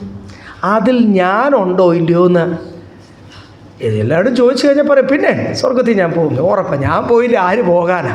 ഞാൻ മറ്റുള്ളവരെക്കാൾ, മറ്റുള്ള വിശ്വാസികളെക്കാളൊക്കെ എത്ര ഡീസൻ്റായിട്ടല്ലേ ജീവിക്കുന്നത് എന്ന് നമ്മുടെ വിചാരം. സ്തോത്രം. നമ്മൾ ഇടയ്ക്ക് ഇപ്പം നമ്മുടെ വ്യക്തിപരമായ പ്രാർത്ഥനയിൽ കർത്താവിനോടൊന്ന് പ്രാർത്ഥിച്ചിട്ടുണ്ട്. കർത്താവെ, എൻ്റെ കുറവായിട്ടുള്ളതൊക്കെ ബൈബിള് പറഞ്ഞ് എൻ്റെ കണ്ണിൻ്റെ മുമ്പിൽ ഞാൻ നിരത്തി വെക്കുന്നത്. അവിടെയൊക്കെ ഒരു ക്ലാരിഫിക്കേഷൻ വേണം, അവിടെയൊക്കെ ഒരു ക്രമീകരണം ഉണ്ടെങ്കിൽ മാത്രമേ കർത്താവ് ഏറ്റെടുക്കുന്ന പകുതി വെന്തതിനെയല്ല, മുക്കാൽ രൂപാന്തരപ്പെട്ടതിനെയല്ല, പൂർണ്ണത പ്രാപിക്കുന്നവരെ കർത്താവിൻ്റെ മണവാട്ടിയായിട്ടല്ലേ കർത്താവ് തിരഞ്ഞെടുക്കുന്നത്. അവിടെ ഞാനും കാണണം, ഇല്ലേ? അവിടെ ഞാൻ പറഞ്ഞല്ലോ, ജീവൻ്റെ പുസ്തകം തുറന്ന് ഞാൻ ന്യായവിധിദിവസത്തിൽ മുമ്പിൽ ചങ്കെടുപ്പോടുകൂടി നിൽക്കുമ്പോൾ എൻ്റെ പേര് വായിച്ചില്ലെങ്കിൽ മരണദൂതനോ നരകത്തിൽ കൊണ്ടിടുന്ന ദൂതനോ മിക്കായലാണോ ഹല്ലേലൂയ ഗബ്രിയേലാണോ എന്നൊന്നും അറിയത്തില്ല. അത് വേറെ ഏത് ദൂതനാണ് കർത്താവ് അതിന്. ആ പ്രധാന ദൂതനോട് പറയും, ഇവരെ പിടിച്ച് എങ്ങോട്ട് കൊണ്ടിട്ടോളാൻ? അഗാധ കൂപത്തിലോട്ട് കൊണ്ട് അടപ്പ് തുറക്കുക. എൻ്റെ പേര് ന്യായവിധിദിവസത്തിൽ ജീവൻ്റെ പുസ്തകം തുറന്ന് എൻ്റെ പേര് വിളിച്ചില്ലെങ്കിൽ ഞാൻ എത്ര പാസ്റ്ററാന്ന് പറഞ്ഞിട്ട് 32 വർഷമായിപ്പോൾ കർത്താവിൻ്റെ വേലയിൽ, 31 വർഷം കഴിഞ്ഞു കർത്താവിൻ്റെ വേലയിലായിട്ട്. 73 തൊട്ട് കർത്താവിൻ്റെ വേലയിലായിരിക്കുന്ന ദേവദാസിനോട് ഇരിപ്പുണ്ടല്ലോ. ഒന്നും പറഞ്ഞിട്ട് ഒരു കാര്യമില്ല. തലമുറകളായിട്ട് ഞങ്ങൾ കർത്താവിൻ്റെ വേല ചെയ്യുന്നുണ്ട്. അതൊന്നും പൊങ്ങച്ചം പറയാവുന്നേ ഉള്ളൂ, ഒരു കാര്യമില്ല. അതൊന്നും നിത്യതയ്ക്കുള്ള ഒരു ടിക്കറ്റ് അല്ല ദൈവമക്കളെ. ഹല്ലേലൂയ. അവസാനം വരെയും ഞാൻ വിശ്വസ്തനാണെങ്കിൽ, അവസാനം വരെയും ഞാൻ ജയാളിയാണെങ്കിൽ മാത്രമേ ഞാൻ നിത്യത പ്രാപിക്കത്തുള്ളൂ. ബൈബിള് പറയും. അതുകൊണ്ട് അതിനുവേണ്ടി നിങ്ങൾ എന്ത് ചെയ്യണം? വിശ്വാസത്തിൻ്റെ നല്ല പോർ. എന്നെ ക്ഷീണിപ്പിക്കുന്ന അവസ്ഥയിൽ ഐ ഹാവ് ടു ഫൈറ്റ്. എന്നെ മടുപ്പിക്കുന്ന അവസ്ഥയിൽ പിശാച്. എനിക്ക് നല്ല ഐഡിയാസ്, ലോകത്തിൻ്റെ ബുദ്ധി വെച്ച് നോക്കുമ്പോൾ നല്ലതല്ലേ അങ്ങനത്തെ ഐഡിയാസ് പറഞ്ഞ പിശാചിനോട് യേശു എന്തോ പറഞ്ഞത്? അത് പത്രോസ് ഐഡിയ പറഞ്ഞിട്ട് പോലും പത്രോസിനോട്, പ്രധാന അപ്പോസ്തലനായ പത്രോസ്, അതിൻ്റെ കൂടെ ഞാൻ എൻ്റെ സഭയെ പണിയും എന്ന് പറഞ്ഞ ഏറ്റവും ശ്രേഷ്ഠ അപ്പോസ്തലനായ പത്രോസിനോട് യേശു എന്തോ പറഞ്ഞത്? അഭിഷേകം പ്രാപിക്കുന്നതിന് മുമ്പേ ഉള്ള അനുഭവം, ആത്മാവിനാൽ നടത്തപ്പെടുന്നതിന് മുമ്പേ ഉള്ള പത്രോസിനോട് യേശു എന്തോ പറഞ്ഞ? പിശാചേ, എന്നെ വിട്ട് നിൻ്റെ ഐഡിയയും കൊണ്ട് വന്നിരിക്കുന്നു. ലോകത്തിൻ്റെ ബുദ്ധി വെച്ച് നോക്കിയാൽ നല്ല ഐഡിയ, പക്ഷേ നമ്മുടെ വിളി വെച്ച് നോക്കുമ്പോൾ നമ്മുടെ ശുശ്രൂഷ അങ്ങനെയാണ് നമ്മൾ കമ്പയർ ചെയ്യേണ്ടത്. അതുകൊണ്ട് അതിന് തടസ്സമായി നിൽക്കുന്ന എന്ത്, ഇന്നത്തെ പ്രാസംഗികരുടെ ഭാഷയിൽ എന്ത് നന്മയാന്ന് പറഞ്ഞാൽ, യേശുവിൻ്റെ നാമത്തിൽ ദൈവം തരുന്ന നന്മ മാത്രം മതി എന്ന് വെക്കാൻ പറ്റുമോ ദൈവമക്കളെ? അത് നിലനിൽക്കുന്ന അനുഗ്രഹമാണ്. അത് നമ്മളെ കൃപയിൽ നിന്ന് മാറ്റിക്കളയത്തില്ല. ഇച്ചിരി പാടാ പറയാൻ. അതുകൊണ്ടാണ് ഇവിടെ എഴുതിയിരിക്കുന്നത്, ധനികനാകുവാനുള്ള താല്പര്യവും അത്യാഗ്രഹവും ഒക്കെ വിട്ടിട്ട് ഉണ്മാനും ഉടുപ്പാനും ഉണ്ട് മടി എന്ന് വെക്കുക. 13-14 വായിച്ച്. ഈ നിഷ്കളങ്കനും നിരപവാദിനായി ഈ കൽപ്പന നമ്മുടെ കർത്താവായ യേശുവിന്റെ പ്രത്യക്ഷത വരെ പ്രമാണിച്ചുകൊള്ളണം. ഇവിടെ ആദ്യം എഴുതിയിരിക്കുന്നത്, നീ എന്ത് ചെയ്യണം? വലിയവനായ ദൈവത്തിന് മുമ്പിൽ. ആ ഇംഗ്ലീഷിൽ അത് അങ്ങനെ തന്നെ എഴുതിയിരിക്കുന്നു. God who gives life to all things. എല്ലാത്തിനും ജീവൻ നൽകുന്ന, ജീവൻ എടുക്കുവാനും നൽകുവാൻ കഴിയുന്ന സർവശക്തനായ ദൈവത്തിന് മുമ്പിൽ വേണം നീ. ദൈവത്തിന് മുമ്പിലാണ് നീ തീരുമാനം എടുത്തിരിക്കുന്നത്, ദൈവത്തിന് മുമ്പിലാണ് നീ സാക്ഷ്യം പറഞ്ഞിരിക്കുന്നത് എന്ന് നീ ഓർത്തുകൊള്ളുക. അപ്പം ദൈവത്തെ ഭയക്കണം. ഇന്ന് സഭയ്ക്കില്ലാത്ത കാര്യം എന്നാ? ആരാധന മിസ്സാകുന്ന പോട്ടെ, അതിനേക്കാളൊക്കെ വലിയ വലിയ വിഷയങ്ങളാണ് ഇന്ന് ദൈവമക്കളുടെ ജീവിതത്തിൽ. ഒരു ദൈവഭയവുമില്ല, ഞാൻ പറഞ്ഞില്ലേ സ്തോത്രം, ദൈവത്തിന് വേണ്ടി നിൽക്കേണ്ട സമയം പോട്ടെ, ദൈവത്തിന് വേണ്ടി പ്രമാണത്തെ ഒന്നും ഭയക്കുന്നില്ല. കാര്യം ഞാൻ പറഞ്ഞില്ല, ഇതൊരു പട്ടണമാണ്, എല്ലാവരും ജോലി വ്യാപാരം ഒക്കെ ഉണ്ട്, കഷ്ടപ്പെടുവാൻ മനസ്സുള്ളവർക്കെല്ലാം ജോലി കിട്ടുന്നൊരു പട്ടണമാണ്. ഈ നമ്മുടെ സാധാരണ സ്വിഗ്ഗി സൊമാറ്റോ അല്ലെങ്കിൽ അങ്ങനെ ഓടിയാൽ പോലും അവർ പോലും 30,000 രൂപ, 30,000 അല്ല, ഇവിടെ നേരത്തെ മേളിൽ താമസിച്ചുകൊണ്ടിരുന്ന പിള്ളേരൊക്കെ 1,500 രൂപയൊക്കെ ഒരു ദിവസം ഉണ്ടാക്കുന്നുണ്ട്. അപ്പോൾ 45,000 രൂപ അവർ പോലും ഉണ്ടാക്കുന്നുണ്ട്. ഒന്നും വേണ്ട, അതിനൊരു പ്രത്യേകിച്ച് ഒന്നും വേണ്ട. നോർത്ത് കേരളയിൽ നിന്നൊക്കെയുള്ള പിള്ളേർ, മലപ്പുറം കോഴിക്കോട് നിന്നൊക്കെ ഉള്ള പിള്ളേർ ഒത്തിരി പേര് ഇവിടെ വന്ന് ഓടുന്നുണ്ട്. അവരൊക്കെ ഭയങ്കരമായിട്ട് ഓടുന്നതുകൊണ്ട് ശരിക്കും 45 രൂപ അവർ ഉണ്ടാക്കുന്നത്. ഞാൻ പറഞ്ഞില്ലേ, ഒന്നും പഠിച്ചില്ലേ പോലും അധ്വാനിക്കാൻ മനസ്സുണ്ട് 45,000 രൂപ മാസം ഉണ്ടാക്കാൻ പറ്റുന്ന ഒരു പട്ടണമാണ് നമ്മൾ ഈ ആയിരിക്കുന്ന പട്ടണം. അപ്പോൾ ആർക്കും കാശിനൊന്നും കുറവില്ല. പിന്നെ എന്തിനാ ഞാൻ ദൈവത്തെ ഭയപ്പെടുന്നു എന്നുള്ള ഒരു ആറ്റിറ്റ്യൂഡിൽ സാത്താൻ കൊണ്ടുവരുമ്പോൾ തിമോത്തിയോസിനോട് പറയുക, ദൈവമാരെന്ന് മനസ്സിലാക്കി ദൈവത്തിൻ്റെ ദൃഷ്ടിയിലാണ് നീ ആയിരിക്കുന്നത്, ജീവൻ നൽകുവാൻ ശക്തിയുള്ള ദൈവത്തിൻ്റെ മുമ്പിൽ. യെസ്. എന്നിട്ട് 14-ാമത്തെ വാക്യത്തിൽ ആ ദൈവത്തിന് നല്ല സാക്ഷ്യം ലഭിച്ച പൊന്തിയോസ്, ഞാൻ വായിച്ചോ, യേശുവിന്റെ പ്രത്യക്ഷത വരെ പ്രമാണിച്ചു കൊള്ളണമേ.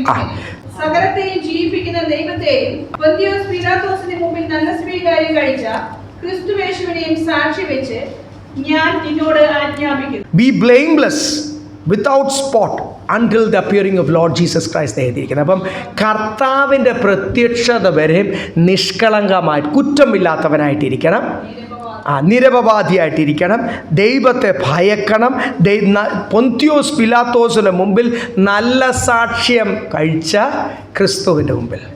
ഈ ഒരു പദം സ്ഥിരം ആൾക്കാർ പറയുന്നത് നിങ്ങൾ കേട്ടിട്ടുണ്ടായിരിക്കും.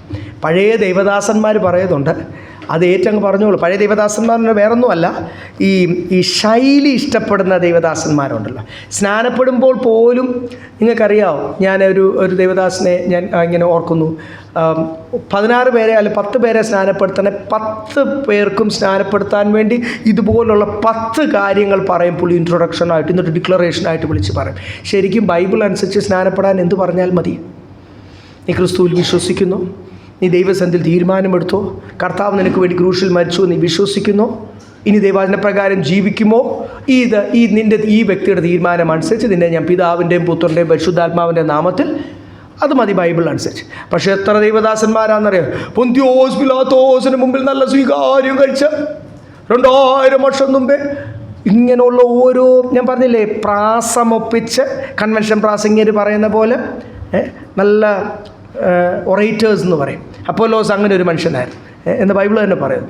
അപ്പം ഇങ്ങനെ ഓരോ പദങ്ങൾ ഉപയോഗിച്ച്, ശൈലികൾ ഉപയോഗിച്ച്, നിങ്ങൾക്കൊരു കാര്യം കൂടെ അറിയാമോ, ഈ പഴയ വിശ്വാസികൾ ഇതുപോലത്തെ പ്രാർത്ഥനകൾ അടിച്ചു വിട്ട് ബോംബ് പൊട്ടിക്കുന്ന പോലെ പേടമാനെ പോലും ആത്മാവിൽ തുള്ളിക്കുമാറാക്കുന്ന എന്നൊക്കെ പറഞ്ഞ് ഓരോ പദങ്ങളൊക്കെ പറഞ്ഞ്, ഈ പദങ്ങളെല്ലാം കൂടെ കേട്ടിട്ട് ഈ പുതിയതായിട്ട് വരുന്ന വിശ്വാസികൾ, ഞാൻ ഇവിടെ വന്ന ഈ നമ്മുടെ സഭയിൽ വന്ന എത്ര വിശ്വാസികൾ ഞാൻ സഹോദരൻ സഹോദരി പ്രാർത്ഥിക്കുക, അയ്യോ എനിക്ക് ഇവരൊക്കെ പ്രാർത്ഥിക്കുന്ന പോലെ പ്രാർത്ഥിക്കാൻ, നമ്മുടെ സഭയിലല്ല അങ്ങനെ പറഞ്ഞുകൊണ്ടിരുന്നത്, പക്ഷേ അവർ പൊതുവെ കേട്ടിട്ടുണ്ട് പല സഭയിലൊക്കെ ചെല്ലുമ്പോൾ പ്രാർത്ഥന എന്നൊക്കെ പറഞ്ഞാൽ കടിച്ചാൽ പൊട്ടാത്ത വാക്കുകളൊക്കെ വെച്ചിട്ട് ഒരു ഭയങ്കര പ്രസൻറ്റേഷൻ, അതിങ്ങനെ അവർക്കൊരു 7-8 പ്രാർത്ഥനയ്ക്കകത്ത് സ്ഥിരം ഉപയോഗിക്കുന്ന വാക്കുകളുണ്ട്, അത് വിളിച്ച് തിരിച്ചു മറിച്ചു വാക്കുകളുടെ കശർത്ത്.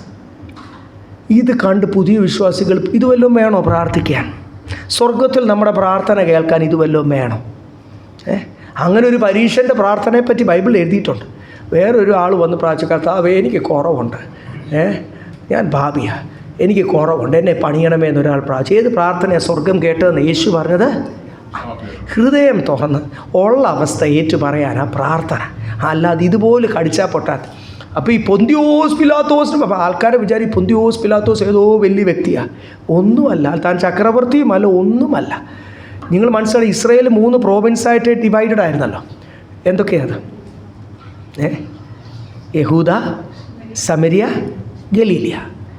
അപ്പോൾ ഈ 3 പ്രോവിൻസിൻ്റെ അകത്ത് യഹൂദിയ എന്നുള്ള പ്രോവിൻസ്, അല്ലെങ്കിൽ ദ പ്രോവിൻസ് ഓഫ് ജൂഡ, അതിൻ്റെ അകത്താണ് യെരുശലേം അടങ്ങിയിരിക്കുന്നത്, അല്ലെങ്കിൽ യെരുശലേം ദേവാലയം അടങ്ങിയിരിക്കുന്നത്. അതുകൊണ്ട് യൂദയ്ക്ക് ഇച്ചിരി പ്രാധാന്യത കൂടുതലുണ്ട്. പണ്ടേ ഉണ്ട്, കാര്യം ദേവാലയം അവിടെ ഉണ്ട്, ലേവി കൂടുതൽ അവിടെയാണ്, ലേവിയർ കൂടുതൽ അവിടെ, അവർക്ക് അവകാശം കിട്ടി. അപ്പോൾ ആ യൂദയുടെ പ്രോവിൻസിൻ്റെ ഒരു ഗവർണറായിരുന്നു പൊന്തിയോസ് പിലാത്തോസ്. തിബരിയാസ് എന്ന് പറഞ്ഞ ചക്രവർത്തി വാണുകൊണ്ടിരുന്ന സമയത്ത്, ചക്രവർത്തി ആ വലിയ മനുഷ്യൻ, ചക്രവർത്തിയാണ്. ഈ പൊന്തിയോസ് പിലാത്തോസ് ആകെപ്പാട് ഫേമസ് ആയത് എങ്ങനെയാണെന്നറിയാം? ക്രിസ്തുവിൻ്റെ കാര്യത്തിൽ തീരുമാനമെടുത്ത മനുഷ്യൻ. ആദ്യം പറഞ്ഞു ഞാൻ ആ മനുഷ്യൻ്റെ പാപത്തിലൊരു കുറ്റവും ചെയ്തിട്ടില്ലെന്ന് പറഞ്ഞ് കൈയൊക്കെ കഴുകിയിട്ട് ലാസ്റ്റ് പുള്ളി തന്നെ പറഞ്ഞു, ആൾക്കാരിങ്ങനെ കിടന്ന് രോഷം വെച്ചപ്പോൾ ആൾക്കാരെ സന്തോഷിപ്പിക്കാനല്ല, ജനം രോഷം ഉണ്ടാവും, യഹൂദന്മാർ എണ്ണത്തിൽ കൂടുതലുണ്ടല്ലോ, അവരെ മനുഷ്യനെ സന്തോഷിപ്പിക്കാൻ എന്നാൽ ക്രൂശിച്ചോ എന്ന് പറഞ്ഞ് തിരിഞ്ഞ് അങ്ങ് പോയാൽ കൈയും കഴുകിയിട്ട് പുള്ളി എന്ത് ചെയ്തു പോയി.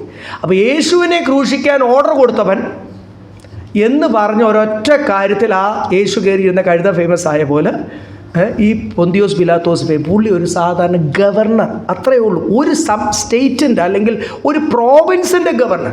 അതിൻ്റെയൊക്കെ മേളിൽ വലിയ വലിയ ഇസ്രായേൽ മുഴുവൻ ഭരിക്കുന്നവരുണ്ട്. അതിന് റോമൻ ചക്രവർത്തി ഭരിച്ചുകൊണ്ടിരുന്ന സമയത്ത് എംപറർ തിബരിയാസ് ആയിരുന്നു ആ സമയത്ത്. പുള്ളിയല്ലേ ഫേമസ് ആകേണ്ടത്. പക്ഷേ യേശുവിന് ക്രൂശിക്കാൻ ഓർഡർ കൊടുത്തു എന്നുള്ള ഒറ്റ പേവയിൽ എത്ര പാസ്റ്റർമാർ പരസ്യോഗത്തിന് വരും പൊന്തിയോസ് പിലാത്തോസിന് മുമ്പിൽ നിന്ന് പറയേണ്ടത് യേശുവിൻ്റെ നാമമാണ് ഉയർത്തേണ്ടത്. ഇവിടെ എഴുതിയിട്ടുണ്ട്, അടുത്ത വാക്യത്തിൽ നമ്മൾ വായിക്കാൻ പോവാം. പൊന്തിയോസ് പിലാത്തോസിന് മുമ്പിൽ മാത്രമല്ല എൻ്റെ യേശു നല്ല സാക്ഷ്യം വഹിച്ചത്. പിന്നെ ഇത് അന്ന് പറഞ്ഞതിൻ്റെ ഒരു കാരണമുണ്ട്. അന്നത്തെ ആൾക്കാർക്ക് അറിയാം താൻ എത്ര കുറ്റം കണ്ടുപിടിക്കാൻ യേശുവിൻ്റെ മുമ്പിൽ നോക്കിയിട്ടും പല കോടതിയിൽ വിസ്തരിച്ചിട്ടും താൻ കുറ്റമില്ല എന്ന് പറഞ്ഞ് കൈ കഴുകി പൊന്തിയോസ് പിലാത്തോസ്. അപ്പം പൊന്തിയോസ് പിലാത്തോസ് നോക്കിയിട്ടും എൻ്റെ യേശുവിൽ കുറ്റം കണ്ടുപിടിക്കാൻ പറ്റിയില്ല. My Jesus was blameless. ഇതല്ലേ പറഞ്ഞിരിക്കുന്നത്. ഇവിടുത്തെ ഈ വാക്യത്തിൽ എന്തുവാ പ്രാധാന്യത? പൊന്തിയോസ് പിലാത്തോസിന് മുമ്പിൽ നല്ല സ്വീകാര്യം കഴിച്ച, അല്ലെങ്കിൽ ഹി വാസ് ബ്ലെയിംലെസ്. കോടതി നോക്കിയിട്ടും താൻ നോക്കിയിട്ടും അല്ലെങ്കിൽ ഗവർണർ നോക്കിയിട്ട് ഒരു കുറ്റം കണ്ടുപിടിക്കുവാൻ പറ്റിയില്ല. ആ യേശുവിനെ പോലും നീ ആകുക. അപ്പോൾ ഇവിടെ രണ്ട് പൊന്തിയോസ് പിലാത്തോസ് എന്നുള്ള പേരിനേക്കാൾ പ്രാധാന്യത എന്തുവാ ഞാൻ പറയാൻ കാരണം, ചെറിയ പ്രായം തൊട്ട് ഞാൻ കേൾക്കുന്നതാണ് ഈ ദൈവദാസന്മാർ പൊന്തിയോസ് പിലാത്തോസിന്. ഇവിടുത്തെ ആൾക്കാർക്ക് ഞാനിപ്പോൾ പറഞ്ഞപ്പോഴല്ലേ നിങ്ങൾ ഗവർണറാണെന്ന് മനസ്സിലായി. ആൾക്കാർ വിചാരം താൻ ചക്രവർത്തിയായിരുന്നു അല്ലെങ്കിൽ വലിയ രാജാവായിരുന്നു. നത്തിങ്.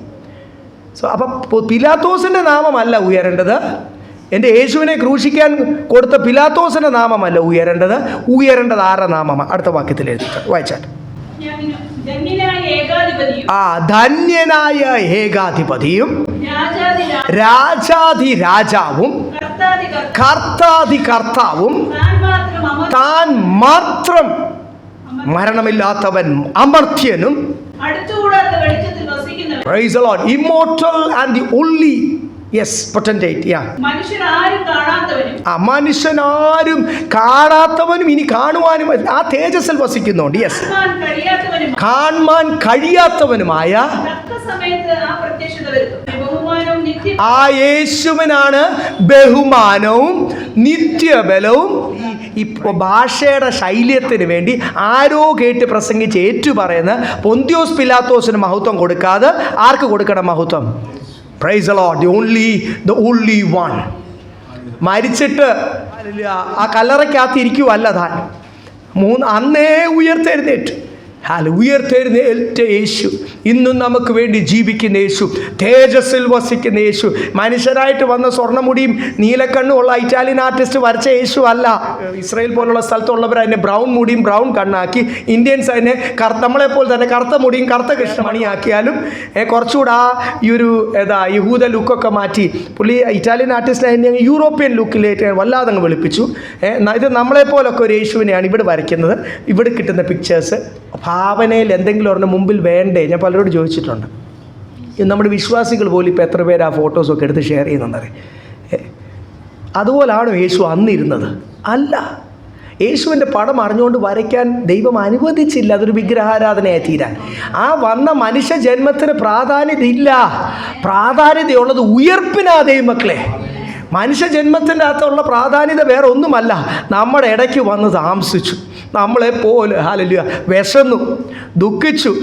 എന്നിട്ട് താൻ പിതാവിനോട് ഓരോ ദിവസവും ആലോചന ചോദിച്ചു, പിറ്റേ ദിവസം കർത്താവിന് വേണ്ടി ശുശ്രൂഷിച്ചു. നമ്മളത് പിൻപറ്റുവാൻ, യേശുവിൻ്റെ പാദം പിൻപറ്റുവാൻ. അപ്പം മനുഷ്യനായിട്ട് കർത്താവിനത് കഴിയുമെങ്കിൽ പൂർണ്ണ മനുഷ്യനായിട്ടാണ് വന്നു കേട്ടോ. വേദന വരെയും സഹിച്ചത് പൂർണ്ണ മനുഷ്യനായിട്ടാണെങ്കിൽ നിനക്കും യേശുവിന് വേണ്ടി നിന്ന് സഹിക്കുവാൻ കഴിയും. നിനക്കും യേശുവിന് വേണ്ടി എന്ത് ചെയ്യും? നിന്ന് സഹിക്കുവാൻ കഴിയും എന്ന് പറഞ്ഞ് മനസ്സിലാക്കുവാൻ. ആ യേശുവിന് എന്നും എന്നും മഹത്വം. ആമേൻ.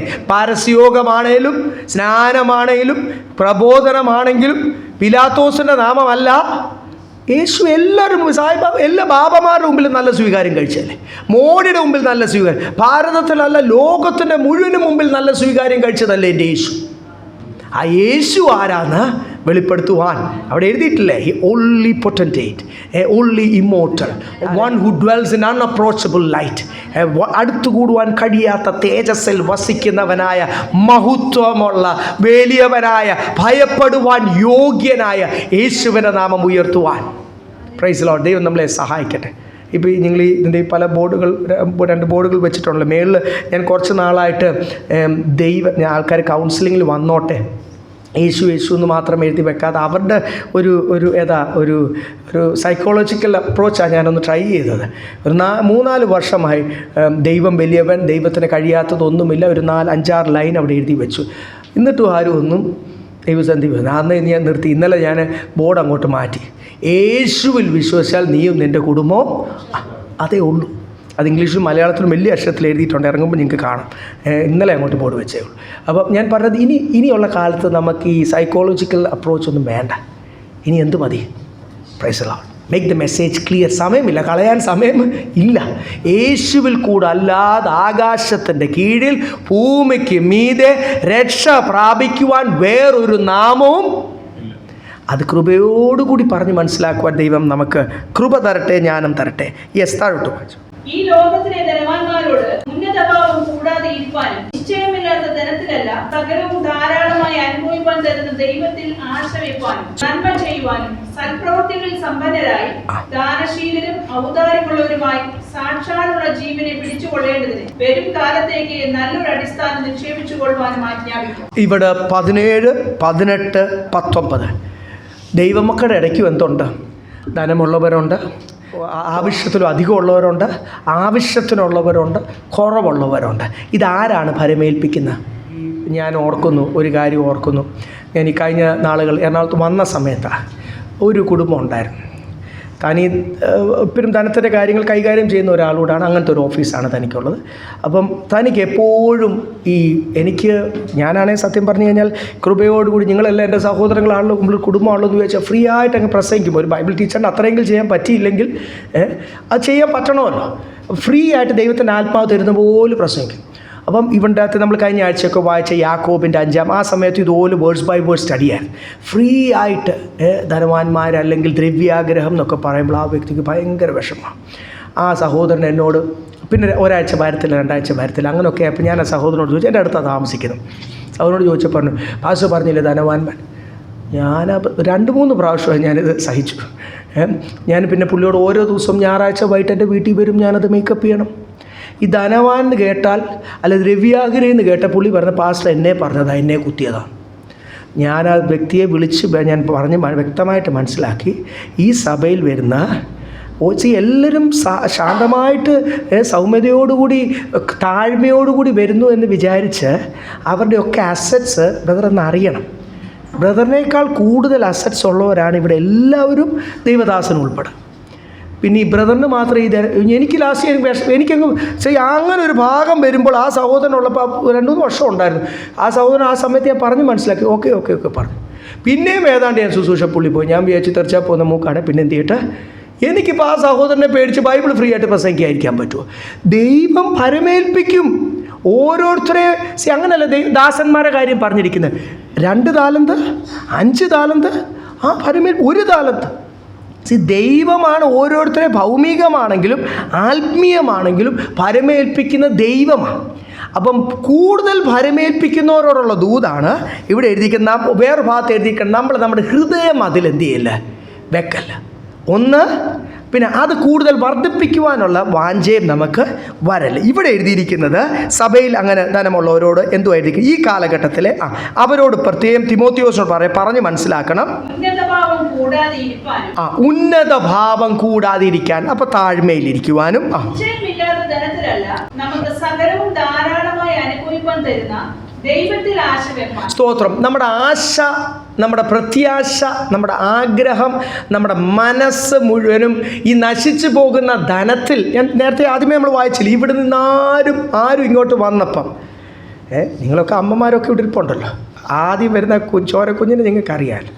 ഒന്നും കുഞ്ഞൊരു ഫ്രീ ആയിട്ട് ഈ ആദ്യത്തെ ഒരു കിറ്റുണ്ടല്ലോ, ചെറിയ ഒരു കൊച്ചു കിറ്റുണ്ട്, ഈ വളരെ ബ്രീത്തബിൾ കോട്ടൺ തുണിയൊക്കെ ഇടുന്നത്, അങ്ങനത്തെ ഒരു ഗിഫ്റ്റ് പാക്കൊക്കെ ഉണ്ടല്ലോ, അതുപോലും കുഞ്ഞിങ്ങോട്ട് കൊണ്ടുവന്നിട്ടില്ല.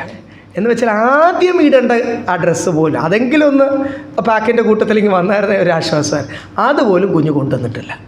ഈ കുഞ്ഞ് വലുതായി ഇനി എത്ര ലോകത്തിലുണ്ടാക്കിയാലും ഇവിടെ നിന്ന് നല്ല ലിനൻ തുണി കൊണ്ടൊക്കെ പൊതിഞ്ഞു വിടും. തേക്കിൻ്റെ പെട്ടിയിലൊക്കെ നമുക്ക് മക്കൾക്കുണ്ടെങ്കിൽ മക്കൾ എന്ത് ചെയ്യും? ആ സമയത്ത് അതുപോലും ചെയ്യാത്ത മക്കളുണ്ട്, അല്ല അതിന് വേണ്ടി കിടന്ന് കടിപിടി കൂടുന്ന മക്കളുണ്ട്. പക്ഷേ അതൊക്കെ നന്നായിട്ട് ചെയ്യും മക്കൾ, സ്നേഹമുള്ളതുകൊണ്ട് മറ്റുള്ളവരുടെ മുമ്പ് ആൾ കളിക്കാനൊക്കെ ചെയ്യും. പക്ഷേ ആ തുണി പോലും എന്ത് ചെയ്യത്തില്ല, ചെല്ലുന്നിടത്ത് ആത്മാവ് വിശ്രമിക്കേണ്ട സ്ഥലത്തോട്ട് കൊണ്ടുപോകത്തില്ല. അവിടെ ഒരു വ്യക്തി ആദ്യം മനസ്സിലാക്കണം, ഇവിടെ എന്തെങ്കിലും ഉണ്ടെങ്കിൽ ലോകത്തിൽ കൈകാര്യം ചെയ്യുവാൻ മാത്രമാണ് ദൈവം നമ്മളെ പരമേൽപ്പിച്ചിരിക്കുന്നത്. We just the keepers of it, custodian, no keepers. ഈ ലോകയാത്ര അതിന് എത്ര വർഷമാണെന്ന് അറിയത്തില്ല, വന്നു പണം കൈകാര്യം ചെയ്യുവാൻ തുടങ്ങിയ, അല്ലെ ലോകത്തിൽ പല വിഷയങ്ങൾ കൈകാര്യം ചെയ്യുവാൻ തുടങ്ങിയ ഒരു പ്രായം, ചിലപ്പോൾ 20 30 ഓരോരുത്തരുടെ. പിന്നെ പ്രായമായി അത് വിട്ട് അടുത്ത തലമുറയ്ക്ക് പാസ് ഓൺ ചെയ്യുന്ന ഒരു പ്രായം. ആ പ്രായത്തിൻ്റെ ഇടയ്ക്ക് ഇത് കൈകാര്യം ചെയ്യുന്ന പ്രായത്തിൽ ദൈവം നിന്നെ കൂടുതൽ പരമേൽപ്പിച്ചിട്ടുണ്ടെങ്കിൽ അവരെന്ത് ചെയ്യണം എന്ന് അവിടെ എഴുതിയിരിക്കുന്ന ദൈവത്തിൽ ആശ വെപ്പാനും, ദൈവത്തിൽ ആശ വെപ്പാനും, നന്മ ചെയ്യുവാനും, let them do good, yes, നന്മ ചെയ്യുവാനും, സൽപ്രവൃത്തികളിൽ സമ്പന്നരായി, പരിശുദ്ധാത്മാവ് പ്രേരിപ്പിക്കുന്ന പോലെ അത് കൈകാര്യം ചെയ്യുവാൻ, ടു ഷെയർ. ഇത് എൻ്റെ മാത്രമല്ല, ടു ഷെയർ, ആവശ്യമുള്ളവർക്ക് ദൈവത്തിൻ്റെ ആത്മാവ് പറയും ഓരോ വിഷയങ്ങൾക്ക് അതനുസരിച്ച് ചെയ്യുവാൻ. കാര്യം ഇതെല്ലാം എൻ്റെയും എൻ്റെ കുടുംബത്തിൻ്റെയും അല്ല, എൻ്റെയും ഭാര്യയുടെയും മക്കളുടെയും അല്ല, ദൈവം എന്നെ പരമേൽപ്പിച്ചിരിക്കുന്നു. ഒത്തിരി വിഷയങ്ങൾ ചെയ്യുവാനായിട്ടുണ്ട്. പലപ്പോഴും എൻ്റെ കുഞ്ഞുങ്ങളും ഇടയ്ക്കൊക്കെ ഇന്ന് പിരിമുറും. കോവിഡ് സമയത്തൊക്കെ ഞാൻ എന്ത് ചെയ്ത് അവരൊക്കെ ഒന്ന് ഹോം സ്കൂളിങ്ങിലേക്കാക്കി. കാരണം ആ സമയത്തും ഫീസ് കുറയ്ക്കുന്നില്ല സ്കൂൾ. CBSE സ്കൂളൊക്കെ ആ സമയത്തും 2 പേർക്കൂടെ 30,000 രൂപയായിരുന്നു ആ സമയത്ത്. അപ്പോൾ ഓരോ കാര്യത്തിനും ഞാനൊരു ചേഞ്ച് ഓവറൊക്കെ നടത്തിയപ്പോൾ അവർ പറഞ്ഞു, പപ്പടയിൽ ഉണ്ടല്ലോ, അല്ലെങ്കിൽ എന്തെങ്കിലും ഇങ്ങനെ ഉണ്ടല്ലോ, അല്ലെങ്കിൽ എന്തെങ്കിലും ചെയ്യാനുണ്ടല്ലോ, എന്നിട്ട് തന്നെ പപ്പ. ഞാൻ പറഞ്ഞു ശുശ്രൂഷയ്ക്ക് കുറവ് വരില്ല. ആ സമയത്ത് ആരും ശുശ്രൂഷയെ സപ്പോർട്ട് ചെയ്യണ്ടേ, ശുശ്രൂഷയെ സപ്പോർട്ട് ചെയ്ത് നിൽക്കട്ടെ. ഇപ്പോഴും ഇടയ്ക്കൊക്കെ പിള്ളേർക്ക് ഒരു പിരിമുറുക്കമൊക്കെ വരും, എന്തെങ്കിലുമൊക്കെ അല്ല അവിടുന്ന് എന്തെങ്കിലുമൊക്കെ പപ്പയ്ക്ക് വരുമാനം അല്ലെങ്കിൽ എന്തെങ്കിലുമൊക്കെ ചെയ്യുന്നുണ്ടല്ലോ, അതിൻ്റെ കിട്ടുന്നുണ്ടല്ലോ, അല്ലെങ്കിൽ അത് വരുന്നുണ്ടല്ലോ. അത് മക്കളെ നിങ്ങൾക്കുള്ളതല്ല, അത് ആർക്കുള്ളതാ? നിങ്ങൾക്കുള്ള ഒരു കോട്ടയുണ്ട്. അത് നിങ്ങൾ കൂടുതൽ ദൈവസന്നിധിയിൽ ഫെയ്ത്ത്ഫുൾ ആയി കഴിഞ്ഞാൽ ദൈവം നിങ്ങളെ കൂടുതൽ വരവേൽപ്പിക്കും. പക്ഷേ ഇത് ദേശത്തെ ശുശ്രൂഷയെ സപ്പോർട്ട് ചെയ്യണ്ടേ? ഒത്തിരി കാര്യങ്ങൾ കർത്താവിന് വേണ്ടി ചെയ്യാനായിട്ട് ഉണ്ട്. ഞാൻ എൻ്റെ ഭാര്യയ്ക്കും മക്കളെയും അവരെ സന്തോഷിപ്പിച്ച് കുറേ ചിക്കനും വാങ്ങിച്ച് കുറേ ലാവിഷായി കുറേ തിന്ന് കഴിഞ്ഞ് ലാസ്റ്റ് കർത്താവ് എന്നോട് ചോദിക്കും, നിന്നെ വരമേൽപ്പിച്ചത് എന്തിയെ? ശുശ്രൂഷയ്ക്ക് ഒരു ഷോർട്ടേജ് വരുമ്പോൾ, ദേശത്തെ പ്രവർത്തനത്തെ സപ്പോർട്ട് ചെയ്യേണ്ട കാര്യത്തിൽ ഒരു ഷോർട്ടേജ് വരും, നിന്നെ പരമേൽപ്പിച്ച്. ആ സമയത്തുണ്ട് ഹൗവയും ആദാവും പോയി പാത്തിരുന്ന പോലെ ഞാനും പിന്നെ എന്ത് ചെയ്യട്ടെ, ദൈവസന്നിധിയിൽ മാറി പാത്തിരിക്കാൻ എനിക്ക് ഉത്തരമില്ലാതായിട്ട് വരും. അതുകൊണ്ട് നമ്മളെല്ലാം ഓർത്തോണം, ഈ നമ്മളെ ഏൽപ്പിക്കുന്നതെല്ലാം നമുക്ക് തിന്നാനുള്ളതല്ല. Praise the Lord. അതെവിടെ എഴുതിയിരിക്കുന്നത്? ഒത്തിരി കാര്യങ്ങൾ കർത്താവിന് വേണ്ടി ചെയ്യാനായിട്ടുണ്ട്. അത് നമ്മൾ വിചാരിക്കുന്ന പോലല്ല, നമ്മുടെ അടുത്ത് സോഫ്റ്റായിട്ട് അപ്രോച്ച് ചെയ്യുന്നവരല്ല. ഒത്തിരി പേരുണ്ട്, കളിപ്പിക്കുന്ന ഒത്തിരി പേരുണ്ട്, സോഫ്റ്റായിട്ട് അപ്രോച്ച് ചെയ്യും, വലിയ കള്ളക്കഥകളൊക്കെ പറയും. അതൊന്നും അല്ല ദൈവമക്കളെ. പരിശുദ്ധാത്മാവ് പറയും who is A real needy, എന്തുവാണ് ശരിക്കും വേണ്ടത്, അതുപോലെ ചെയ്യുവാൻ ദൈവം നമ്മളെ സഹായിക്കട്ടെ. അങ്ങനെ നമ്മൾ ചെയ്യുമ്പോൾ 19-ാമത്തെ വാക്യം വായിച്ചേ. ദാനശീലരും ഔദാര്യമുള്ളവരായി സാക്ഷാലുള്ള ജീവനെ പിടിച്ചുകൊള്ളേണ്ടതിന് വരും കാലത്തേക്ക് നല്ലൊരു അടിസ്ഥാനം നിക്ഷേപിച്ചു കൊള്ളുവാൻ.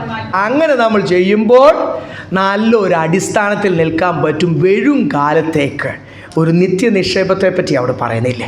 നിത്യജീവനും വലിയ സ്വർഗീയ പ്രതിഫലത്തിനും ഓഹരിക്കാരായിട്ട് തീരും. ദൈവമക്കളെ, we are being led by the spirit of God.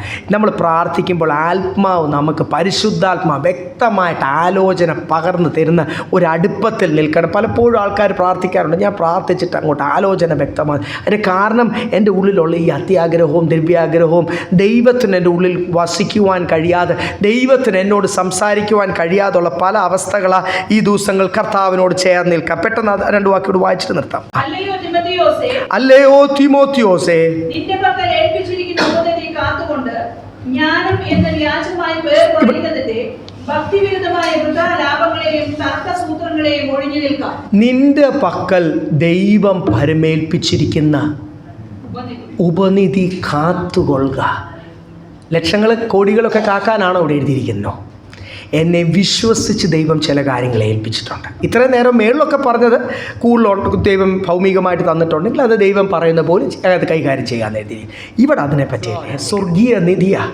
നിന്നെ ഏൽപ്പിച്ചിരിക്കുന്ന ചില കാര്യങ്ങളുണ്ട്, ചില ശുശ്രൂഷകളുണ്ട്, ചില സ്വർഗീയ നന്മകളുണ്ട്.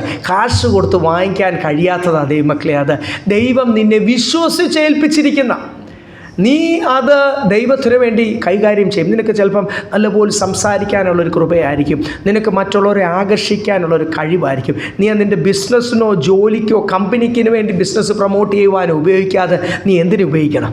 ജോലി ചെയ്യണം. ജോലി വയറെന്നറിയാൻ വേണ്ടി മാത്രമാണ്. എന്തിനു വേണ്ടിയാ? നമ്മുടെ ലോകത്തിലെ ചിലവുകൾ മീറ്റ് ചെയ്യാനാണ് ജോലി. പക്ഷേ ദൈവം കണക്ക് ചോദിക്കുന്നൊരു വിഷയമുണ്ട്. നിന്നെ വിശ്വസിച്ച് ഞാൻ ഏൽപ്പിച്ചിരിക്കില്ലേ? അല്ലയോ തിമോത്തിയോസേ, നിന്നെ പരമേൽപ്പിച്ചിരിക്കുന്നത് പിശാച് നിൻ്റെ കയ്യിൽ നിന്ന് എടുത്തു കളയാതിരിക്കാൻ ഗാർഡ്, കാത്തു സൂക്ഷിക്കുക ഇല്ലേ? അത് നമ്മൾ ഏതെങ്കിലും ഒരു സാധനം പ്രാധാന്യത കൊടുക്കുവാണെങ്കിൽ, ഞാൻ പറഞ്ഞല്ലോ നമ്മളിവിടെ തിരുവത്താഴത്തിൽ ഉപയോഗിക്കുന്നത് അത് ഇച്ചിരി വിലയുള്ള വിദേശത്തു നിന്ന് കൊണ്ടുവന്ന ഫ്രാൻസിലെ അക്രോപാൽ എന്ന് പറഞ്ഞ കമ്പനിയുടെ ക്രിസ്റ്റലാണ്. ഇവിടെ അല്ലാതെ ക്രിസ്റ്റൽ കിട്ടും, ലൂലൂലൊക്കെ ക്രിസ്റ്റൽ ഇത് കിട്ടുന്നുണ്ട്, പല ക്രോക്കറി കിട്ടും. അപ്പം ഞാനത് ഒന്ന് തിരുവത്താഴത്തിൻ്റെ പാത്രം, രണ്ടാമത് അത് അത്രയും വിലയുള്ള ക്രിസ്റ്റൽ, അത് കഴുകുന്ന സമയത്ത് അത് ഞാൻ തന്നെ കഴിയുന്നത്രയും കഴിയും, അല്ലെങ്കിൽ സോഫിയെ കൊണ്ട് പ്രത്യേകം പറഞ്ഞ് കഴിയിപ്പിക്കും. കാര്യം അറിയാതെ വല്ലതും കയ്യിൽ നിന്ന് പോയി കഴിഞ്ഞാൽ അത് വർഷങ്ങളായിട്ട് ഞങ്ങൾ ഉപയോഗിക്കുന്നതാണ്.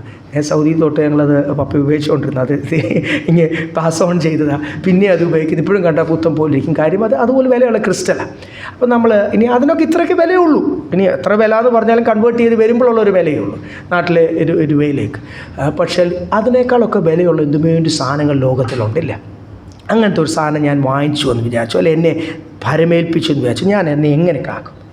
ഫോണൊന്നുമല്ല, ഇച്ചിരി വിലയുള്ള ഒരു സാധനം. ഞാൻ അതിനെ എന്ത് ചെയ്യും? ഇങ്ങനെയൊക്കെ ഒരു താഴെ വീഴാതിരിക്കാനില്ലേ? വില അതിൻ്റെ അറിഞ്ഞു കഴിഞ്ഞാൽ വില അനുസരിച്ചാണ് അതിനെ കാക്കേണ്ടത്. ദൈവം എന്നെ ഭരമേൽപ്പിക്കുന്ന ഒന്ന്, ഞാൻ ദൈവത്തെ ഭയപ്പെടുന്നുണ്ട്, അത് വിലയേറിയതാ, കണക്ക് ചോദിക്കും, അത് ദൈവത്തിനു വേണ്ടി ഉപയോഗിക്കേണ്ടതാ. അല്ലയോ തിമോത്തിയോസേ, ആ വിളിക്കുന്നതിനൊരു പേഴ്സണൽ ടച്ച് ഉണ്ട് ഇല്ലേ? അല്ലയോ തിമോത്തിയോസേ, നിന്നെ ദൈവം പരമേൽപ്പിച്ചു. What has been committed to you, what has been entrusted you. നിന്നെ വിശ്വസിച്ചാണ് ചില കാര്യങ്ങൾ. He is entrusted you because he trust you ഇല്ലേ? നിന്നെ വിശ്വസിച്ച് നീ അത് നന്നായിട്ട് കൈകാര്യം ചെയ്യുമെന്ന് മറ്റുള്ളവരെക്കാൾ നിന്നെ വിശ്വസിച്ച് നിന്നെ മറ്റുള്ളവരെ ഭരമേൽപ്പിക്കാതെ നിന്നെ ചിലത് ഭരമേൽപ്പിച്ചിട്ടുണ്ട്. അല്ലയോ തിമോത്തിയോസേ, നീ അത് നിൻ്റെ കയ്യിൽ നിന്ന് നഷ്ടപ്പെട്ടു പോകാതിരിക്കാൻ എന്ത് ചെയ്യരുത്? അത് എൻ്റെ കാഴ്ചപ്പാടാണ്, അത് എൻ്റെ വിളിയാണ് ഇല്ലേ? ദൈവം എനിക്ക് തന്നിരിക്കുന്ന ഒരു കാഴ്ചപ്പാട്, ദൈവം എന്നെ വിളിച്ചിരിക്കുന്നൊരു വിളി, അതിൻ്റെ മഹത്വം അറിയാമെങ്കിൽ ഒരു സ്തോത്രം പറഞ്ഞേ. ഒന്ന് ചിന്തിക്കുക, ഒന്ന് ആഴത്തിൽ ചിന്തിച്ചിട്ട് പറ സ്തോത്രം. Praise God. എന്നെ വിളിച്ച വിളി മറ്റുള്ളവരെ വിളിച്ചതുപോലെ അല്ല എന്ന് നിങ്ങൾക്കറിയാമോ? ആ ഒരു തിരിച്ചറിവുണ്ടോ? ഈ സാധാ വിശ്വാസികളിൽ നിന്നും സാധാ ബന്ധുക്കോസുകാരെന്നൊക്കെ പറഞ്ഞ് ഒത്തിരി പേര് നടപ്പുണ്ടല്ലോ. 5000-ൽ പരം സഭ ഈ ജില്ലയിലുണ്ട്. അപ്പോൾ എത്ര വിശ്വാസികളുണ്ട് നിങ്ങൾ കണക്കൂട്ടിക്കും. എൻ്റെ പഴയ കണക്കാണ് പറഞ്ഞത്, ഈ 5000-ൽ പരം. Kochi east pastors association, west pastors association, greater Cochin pastors association ഒത്തിരിയുണ്ട്. അവരൊക്കെ എന്നെ വാട്സാപ്പ് ഗ്രൂപ്പിൽ ആഡ് ചെയ്തിട്ടുണ്ട്. ഞാനവിടെ എൻ്റെ ആഴ്ച തോറും ബൈബിൾ ക്ലാസ് ഷെയർ ചെയ്യും. അതിൽ കൂടുതൽ വേറെ ഒന്നും സഭാ കാര്യങ്ങളോ ഒന്നും മറ്റുള്ള ദേവദാസന്മാരൊക്കെ എന്തൊക്കെ അതിൻ്റെ അകത്ത് ഷെയർ ചെയ്യും. ഇപ്പോൾ എല്ലാവരുടെയും കൺസേൺ നമ്മുടെ FCNR, അതിൻ്റെ അകത്ത് മുഴുവൻ വരുന്ന ചർച്ചകൾ ഇതാണ്. FCNR നിർത്താൻ പോവുക. കത്തോലിക്ക സഭ ഓൾറെഡി സെൻട്രൽ ഗവൺമെൻറ്റിനോട്, മോഡി ഗവൺമെൻറ്റിനോട് അവരുടെ രോഷം അവരറിയിച്ചിട്ടുണ്ട്, അവരത് പ്രതികരിക്കും എന്ന് പറഞ്ഞിട്ടുണ്ട്. അതുകൊണ്ട് ഫോറിൻ കറൻസി സഭകളുടെ കട്ട് ചെയ്യുമ്പോൾ നമ്മൾ എന്നാ ചെയ്യും എന്നാണ് ഇപ്പോൾ എല്ലാവരും അതിൻ്റെ അകത്തെ ചർച്ച. അത് കാക്കാനല്ല ഇവിടെ പറഞ്ഞിരിക്കുന്നത്, നിന്നെ ഭരമേൽപ്പിച്ചിരിക്കുന്നത്. ദൈവമക്കളെ, അവസാനത്തെ വാക്യം ഒന്നുകൊടുത്ത് വായിച്ചാട്ട്. അല്ലയോ തിമോത്തിയോസേ, നിന്റെ പക്കൽ ഏൽപ്പിച്ചിരിക്കുന്ന ഉപദേശം കാത്തുകൊണ്ട് ജ്ഞാനം എന്ന വ്യാജമായ പേർ പറയുന്നതിന്റെ ഭക്തിവിരുദ്ധമായ വൃഥാ ലാഭങ്ങളെയും തർക്കസൂത്രങ്ങളെയും ഒഴിഞ്ഞു നിൽക്കും. All the babbling, all the contradictions എഴുതിയിരിക്കുന്നത് സത്യവചനത്തിന് വിരോധമായി ജ്ഞാനമെന്ന് പറയുന്ന ഫോൾസ് ടീച്ചിങ് എഴുതിയിരിക്കുന്നത് തെറ്റായിട്ട് പഠിപ്പിക്കുന്ന ഉപദേശത്തെയും എന്ത് ചെയ്യല്ല, അതൊന്നും പ്രൊമോട്ട് ചെയ്യാത്ത, അതെല്ലാം തെറ്റ് കറക്റ്റായിട്ട് കാണിച്ചു കൊടുത്തുകൊണ്ട് ഞാൻ നിന്നെ പരമേൽപ്പിച്ചിരിക്കുന്ന ഒരു കാഴ്ചപ്പാടുണ്ട്, നിന്നെ ഞാൻ ഏൽപ്പിച്ചിരിക്കുന്ന ആഴമേറിയ വെളിപ്പാടുകളുണ്ട്, അത് നീ കാത്തുകൊള്ളുക. ഈ വിഷനും ഈ വെളിപ്പാടുകളും ഈ മർമ്മങ്ങളുമാണ് നമ്മളെയും ജീവിപ്പിക്കുന്നത്, അടുത്ത ആൾക്കാർക്ക് അങ്ങോട്ട് പാസ് ഓൺ ചെയ്ത് കൊടുക്കട്ടെ. ഞാൻ കഴിഞ്ഞ ആഴ്ച സംസാരിച്ച ചിലരുണ്ടല്ലോ, വിളിയെ പറ്റിയൊക്കെ പറഞ്ഞപ്പോൾ ഞാൻ ചിലരോടൊക്കെ ഒത്തിരി, ഞാൻ പറഞ്ഞ ഒത്തിരി പേര് ഈ അടുത്ത ഇടയ്ക്ക് വിളിച്ച് 3-4 ആഴ്ച വിളിച്ച് മുഴുവൻ അവർ പ്രശ്നങ്ങൾ പറയാൻ വിളിച്ചത് ദൈവമക്കളാണ്. ഈ വിളിയെപ്പറ്റി സംസാരിക്കുമ്പോൾ അവരെ ടച്ച് ചെയ്യുന്നില്ല. നമുക്ക് റെസ്പോൺസ് അറിയാമല്ലോ, ഞാൻ ഫോണിൽ കൂടെ ആണെങ്കിൽ പോലും റെസ്പോൺസ് അറിയാം. അപ്പം ഞാനും വിചാരിച്ചു അവരതിനെപ്പറ്റി ചിന്തിക്കാത്തതുകൊണ്ടാണോ, അവർക്ക് അറിയാമോ അങ്ങനെ ഒരു സാധനം ഉണ്ട്. ഓരോരുത്തരുടെ വിളിക്ക് വ്യത്യാസമുണ്ടെന്ന് നിങ്ങൾക്കറിയാമോ? എന്നെ വിളിക്കും ദൈവം എനിക്ക് തന്നിരിക്കുന്ന കാഴ്ചപ്പാടനുസരിച്ചാണ് ഞാൻ നിൽക്കേണ്ടത്. ഞാൻ അവരെ അനുസരിച്ചും ഇവരെ അനുസരിച്ചും ആ പാസ്റ്ററും ഈ പാസ്റ്ററും അനുസരിച്ചല്ല ഞാൻ നിൽക്കേണ്ടത്. ഞാൻ നിൽക്കേണ്ടത് എന്നെ വിളിച്ചിരിക്കുന്ന വിളി, എനിക്ക് ദൈവം തന്നിരിക്കുന്ന കാഴ്ചപ്പാട്. ഞാൻ നിന്നില്ലെങ്കിൽ ഞാൻ വിശ്വസ്തദാസനാണോ? അല്ല. Praise the Lord. വിശ്വസ്തദാസനല്ലെങ്കിൽ സ്വർഗം പ്രാപിക്കുമോ? ഇല്ല. അതൊക്കെ ഭയക്കേണ്ട ഒരു ഏരിയല്ലേ.